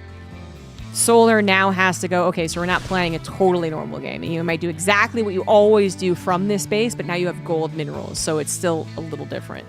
Do I attack you and hope to nip this in the bud? Or do I let you get it and then kind of just make my own sacrifices to try and catch up to it? Because, honestly, it's a tough decision. It might scream all in, go for the all in, which is exactly what Solar is doing, by the way. It might scream that. But a lot of the time, when people take these bases, they are prepared for the all in. So it can even almost be a bait. Now, it's bait that's still very difficult to actually fully hold, especially if you're going to let Lings into your main base. Not that many, but still. But it could still be something that Hero is very much prepared to handle. And he knows it's on the way. He scouted it, so of course he's building static defense, and he can build static defense. But now we got the kind of weird way you're going to be bringing in your reinforcements. That could be the issue. You have to protect both your natural and your third base. Your third base doesn't really have too many chokes to really work with. It's not even really working at this moment. He was so busy preparing for the attack that he has not killed any of the debris, blocking the gold minerals. So he's not mining off the gold either. Which I think would be preferable to having... whatever. The cannons are done. The shield battery is done. Blink is not done as the stalkers get partially surrounded. Some manage to wiggle their way free. But this looks like a very easy victory for the Zerg. Queen's coming along to help out against the Oracles. Can't transfuse, obviously, but it might be good enough.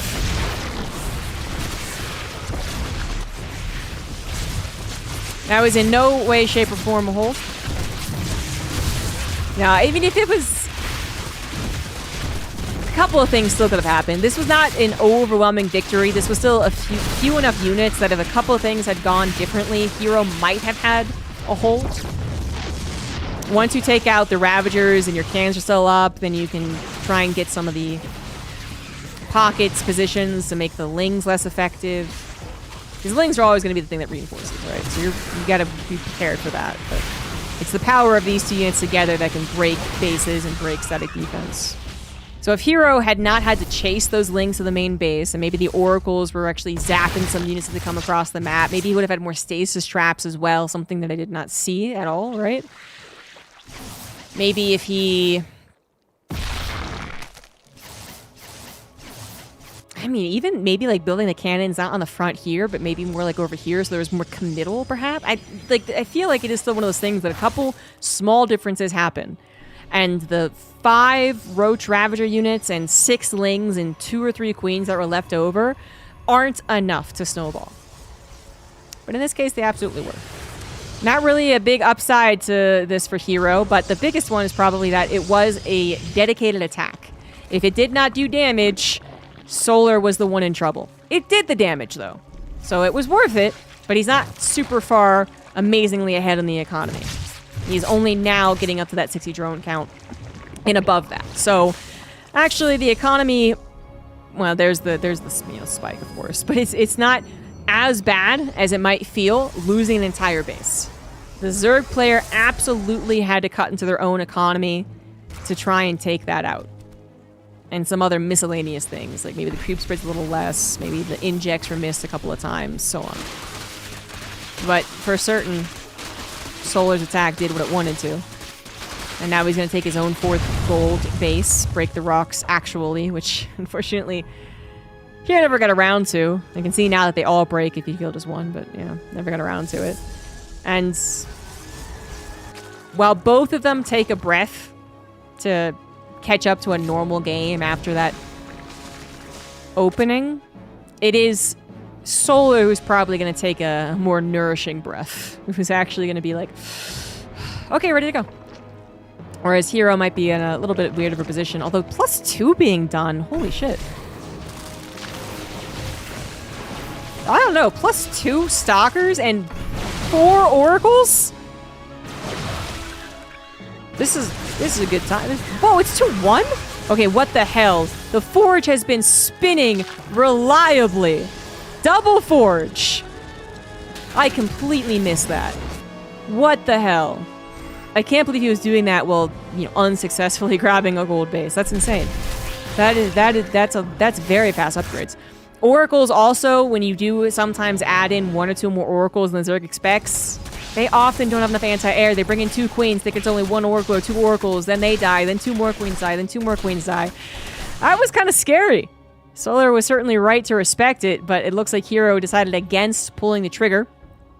Decided that he wasn't going to find an opportunity to push through this choke into the growing mass of Zerg units. Now Solar has that more appropriate 60-50 supply lead, but the upgrades are so drastically different. And it's just not something you usually see at this point. That was kind of an awkward blink, though, so that's not a great start for Hero, who now once again has to defend his natural, and if he doesn't remember to rebuild the Cybernex for it, could be in a lot of trouble. Disruptor wants to shoot a shot, but doesn't know if it can. Well, it goes for it, catches 1 Ravager, doesn't even quite kill it. The Stalker number has dwindled. The Oracles are almost all out of juice. And yeah, despite that one moment where I hiccuped, I doubted, overall, the result was, yeah, Solar just was able to take advantage of that 3rd kill and macro and then get back up to a maxed out army just so much faster than Hero was. There's also some weird things from Hero, honestly. So Hero blinked twice into a still very large army. The first one I think was, I don't even know actually. I'm not even sure we did the first one. The second one, he just thought he had more firepower. I think he might have overestimated his upgrades. Because I could see him trying to play the runaround game a little bit more, and that might have been more effective, but hindsight 2020, as always. But if he hadn't blinked aggressively and had let that, the front go down, rebuild the Cybernex core, and then kind of had 2 army moving, I don't know. Maybe that could have been something there. It wasn't. This is totally, completely, 100% Solar's game. He's definitely won it. Hero doesn't want to admit defeat. Disruptor's not one-shotting. Well, there was only 1 Disruptor shot that would have killed like 5 Ravagers, and it was after Hero had already lost all his Stalkers. The first Disruptor shot would have only killed 1 Ravager anyway.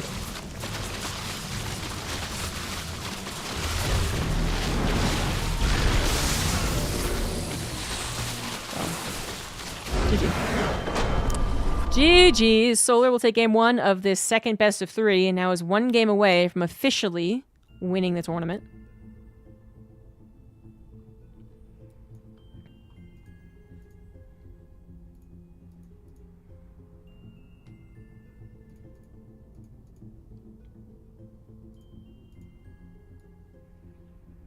Cat cam waiting room.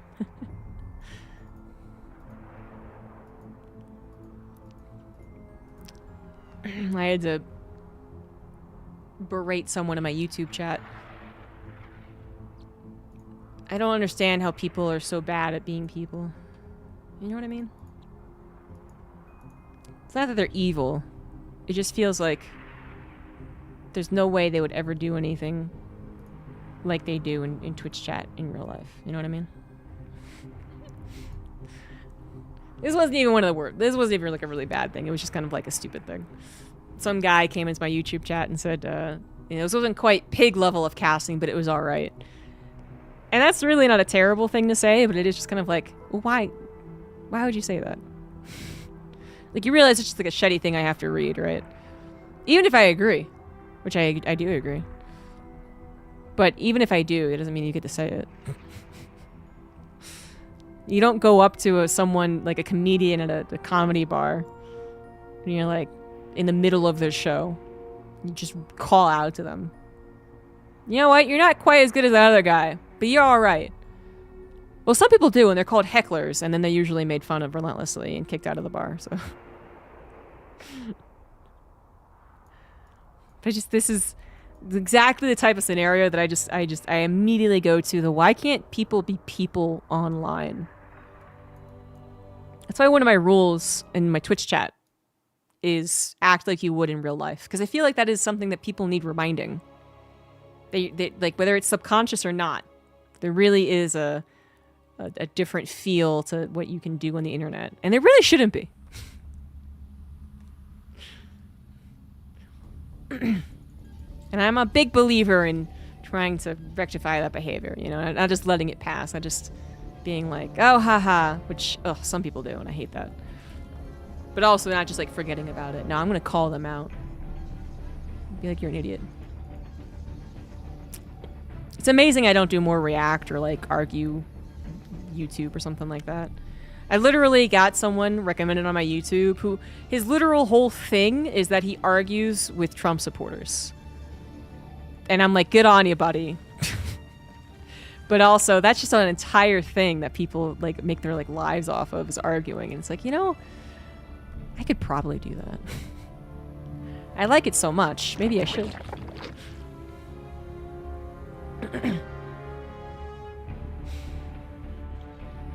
Anyway. Once again, Hero loves his early probe, and he loves blocking out the hatchery. Solo did manage to at least get one regular hatchery in this, what is now 3 best of 3s.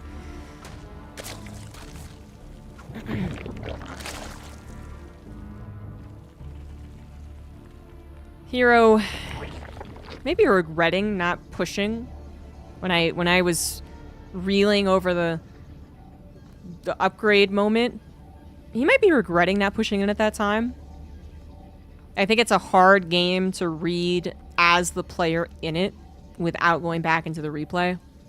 So I'm not sure what he's thinking from it, but he definitely stayed in the game like someone who was a little frustrated by the result of their own play. You know what I mean? Like, you can be frustrated that you lose, but it's a different type of frustration when you were in a good position, when you thought you were in a good position, or you knew you could do something different that would have kept you in the game at the very least.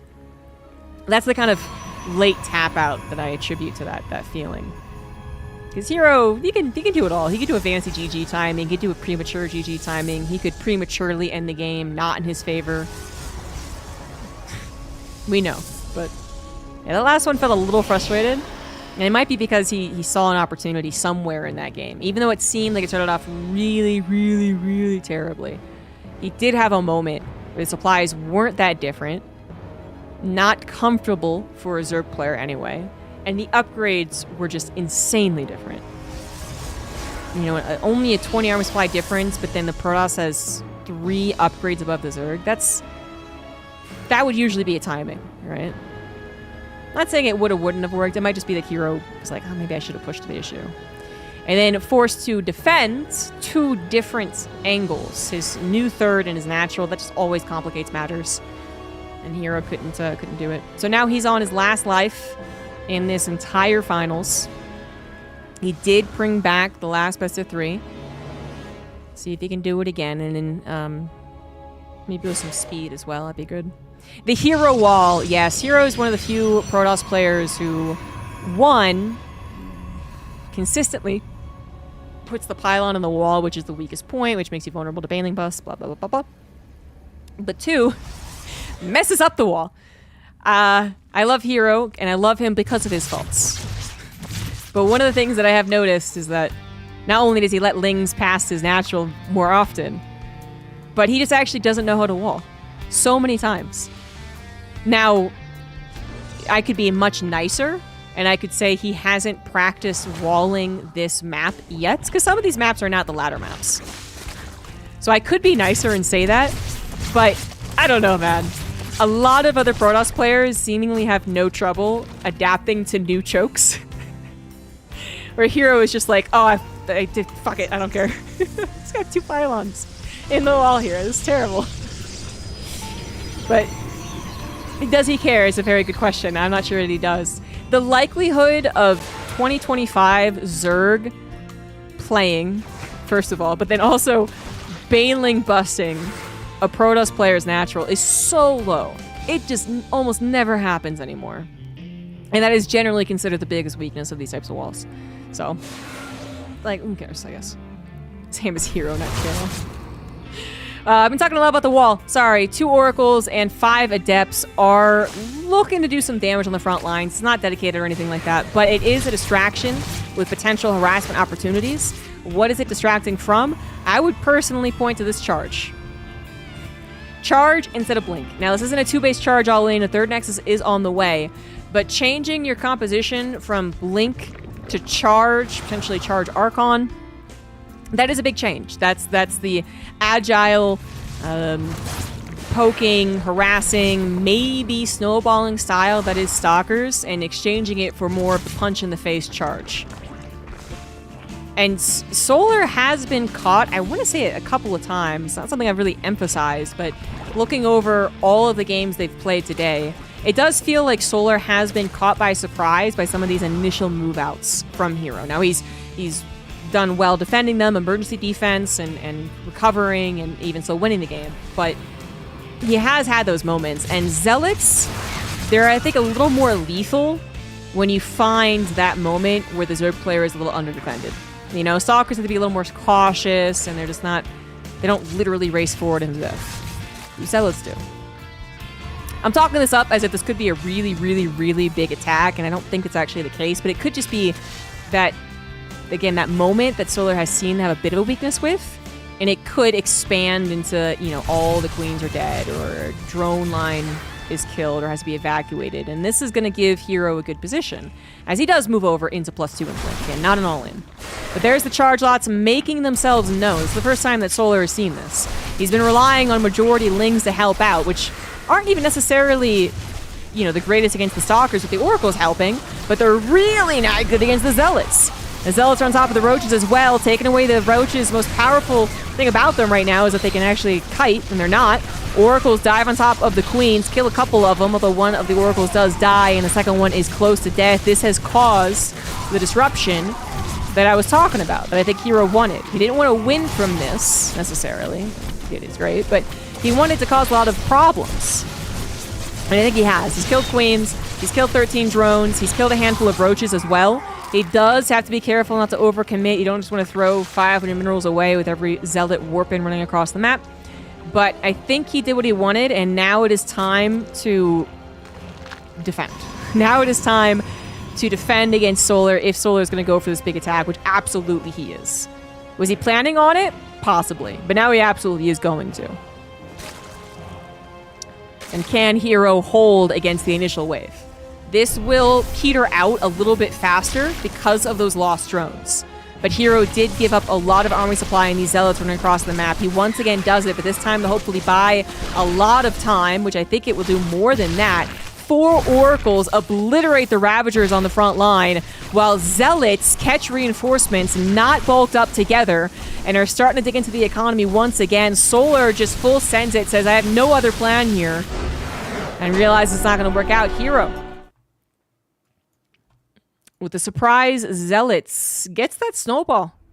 I mean, it wasn't the immediate end to the game, but it did. That was really what won him the game. Solar never got into a comfortable position, and his attack, his counterattack, it could have been good if it played out in a perfect way. Hero had his oracles only defending and they didn't move out to get free kills. If the zealots had only been built to defend and hadn't caused any interruptions, then you're talking about, 20 plus roaches and 6 ravagers, and they're kiting their lives out against the zealots and the oracles. Well, there's still a problem because the queens weren't coming, but still. But instead, you just made it such a all over the place army battle. It was happening every which way we looked. Zealots win that all the time. Yeah, the oracles are just mean. I don't actually have a response for that. Having 4 oracles that can be recharged thanks to the Protoss ability, pretty freaking helpful when someone's only plan is to roach Ravager all in you. Having things that shoot down against things that don't shoot up, it's an A+ plan.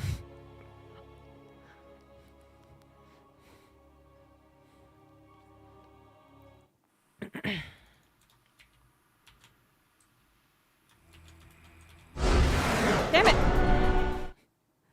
I was just thinking, hopefully this game's really fast. And now we have a regame.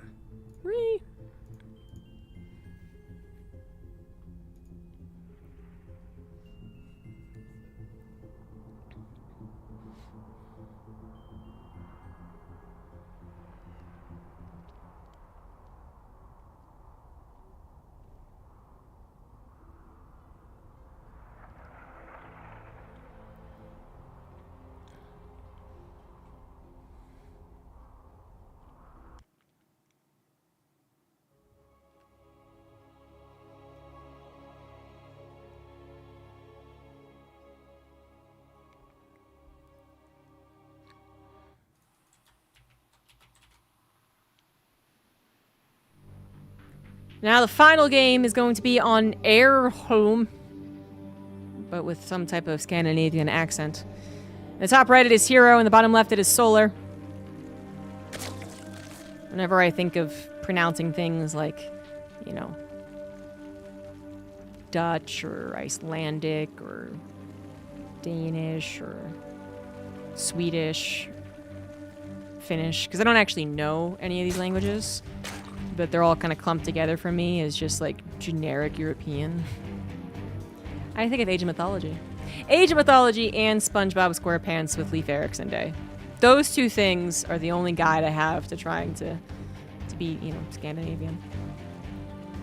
And I'm aware all the countries that listed aren't even Scandinavian. It's all one thing. We're American. It's fine.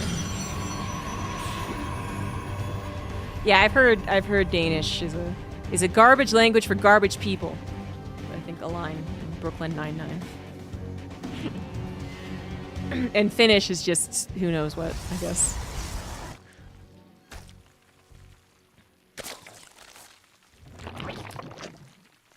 Oh, to be a European now would be kind of nice. Oh well. Hero wins last game. Might be a repeat of the trend of the first series of the day. Solar won the first one, Hero wins the next 2. Hero is looking to once again be on a win streak versus this guy. He was on a 9-win streak, then Solar won the first best of 3 of today against Hero. And he lost the second one. He might still lose this one too. I've ever gotten a counter casting Age of Empires, Age of Mythology. Well, I have no interest in casting Age of Empires, really. I barely ever play it. Age of Mythology I really love, but the opportunities to cast it are very low / non-existent. So I don't love it that much to go out and try and find semi-pros to organize a tournament for them so I can cast it. It's always been one of my favorite games to go back to and play, but casting not so much.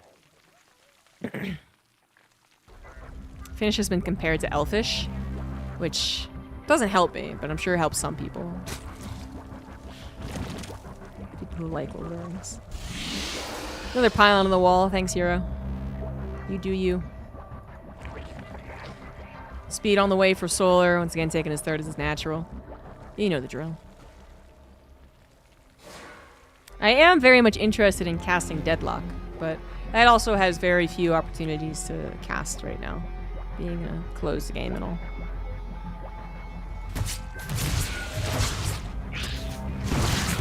Depp gets in the main for some scouting. I think it's 2 things. It's 2 lanes. So no drone kills for it. And it actually might die. Quick micro there from Solar. Quick. One more. That was so close. Oh, it got its scout. He scouted the third, I believe. He scouted the natural, which doesn't have anything on it yet. And he scouted the main, so it did its job. Keeping it alive is better. Void Ray comes out first. So this is what Hero did when he went Resonating Glaives. And that Resonating Glaives initially didn't look like trouble, but then became really big trouble. Solar should be a little on guard about it, more so than he was before it happened, right? But there's still so many things that this could lead into that you can't just default assume that. This is not the first time Hero makes a Void Ray. He doesn't always go in Resonating Glaives from it. Right now, he just have an Oracle and a second Oracle on the way as well. I think he went Void Ray Twilight Council when he went at Adepts. So this is already different. This might be more like a game they played in the first series of the day, where the Void Ray seemed just there, kind of, instead of a third Oracle. And it did kill a couple of queens, if I recall correctly. It was on the El Dorado map. Third Nexus does come down for Hero, something that Solar has scouted, so he's got that much going for him. Adept's trying to make, I think, a dive on the drones. If the Lings are more out of place, they might have. Now it seems useless to try, but they're still staying around, hoping for some of the distraction, or being the distraction themselves. Aha! It's gonna be charge again. So once again, coming in fast and hot with Zealots. If they are a surprise, if they get that initial wave that beats back the defensive units of the Zerg player, the 20 Lings and 4 Queens that are running around, right? Then that's what can cause the snowball effect. And that is what happened last game. So it wasn't a dramatic Zealots come in, kill every single unit, and then you're clearly winning right off the bat. It wasn't that dramatic, but it was the reason that the Hero won. And we could have a similar thing happen here. Solar doesn't want to automatically assume it's Resonating Glaives. He doesn't automatically assume it's Zealots. He doesn't want to assume anything. He needs to actually scout it, and it's so difficult to scout it. The Zealots are kept up in the main, as the Adepts were in the Adept game, so you can't see what unit they're producing. When Hero has gone Stalkers, I think he's been a little lazier about hiding them, right? He just like warps them in, so maybe you can start thinking that it's not Stalkers. And if that is the case, then maybe it could be charge, and maybe you should get a decent amount of roaches right now, which kind of seems to be what's happening for Solar. Little supply blocked is limiting his roach count, but not enough to really hurt him, I think. I think this is going to be just good enough. And the roaches this time are out already. They're with the queens, with the lings, all together. They can actually micro as well, something that they weren't able to do when all the attacks were happening all over the place. We got some of the Ravager micro going down, actually, so not bothering to try and kite here, but instead providing a wall against the Zealots. This is what Solar needed to do in the last game, and this time he does it here. He picked up on enough cues to say this is not Stalkers about to try and razzle-dazzle me on the outside of my creep. You're about to try and punch me in the face. I am not going to let you. And with that deflection, Hero could be in a lot of trouble. That was a complete failure. I'm actually surprised he stuck around as long as he did. I guess he saw some roaches losing health and figured I could kill them. But of course, if they turn into Ravager, they lose all the threat. So if you don't manually click the Zealots on the Ravager cocoons, they're not going to kill them.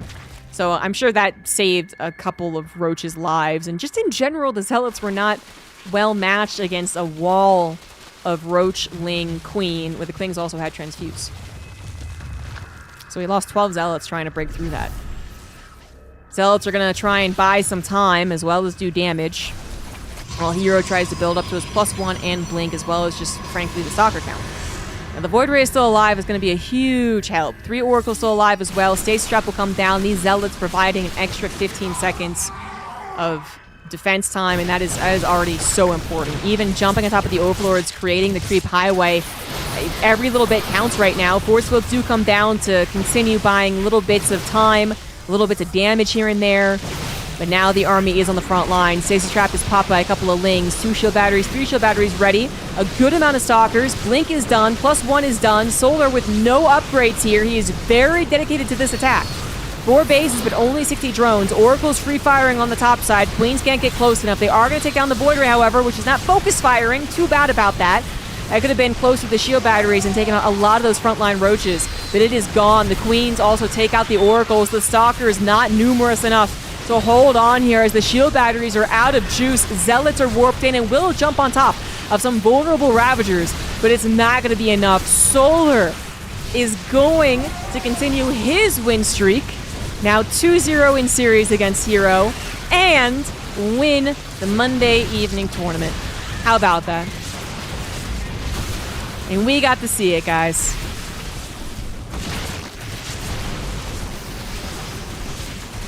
Solar is definitely one. But Hero is once again probably shaking his head a little bit. Or frustrated with how he played out the follow-up. Or maybe straight up frustrated that he did choose the Zealot attack again. That time it was read like a book. And there's always a chance it was wrong because he didn't actually 100% confirm it. But everything that he didn't see basically confirmed it. And Solar had an amazing response and counterattack for it. GG's. That's it. Thank you all for watching. Hope you enjoyed some StarCraft again. Apologies for, the rustiness. But I gotta go. So, very quick goodbye. Thanks, everyone. Thanks for the resubs and the donations today. And I will see you all, I think tomorrow evening, actually. I think I'll stream. So, if not, then I'll see you Wednesday. All right. Bye-bye, guys.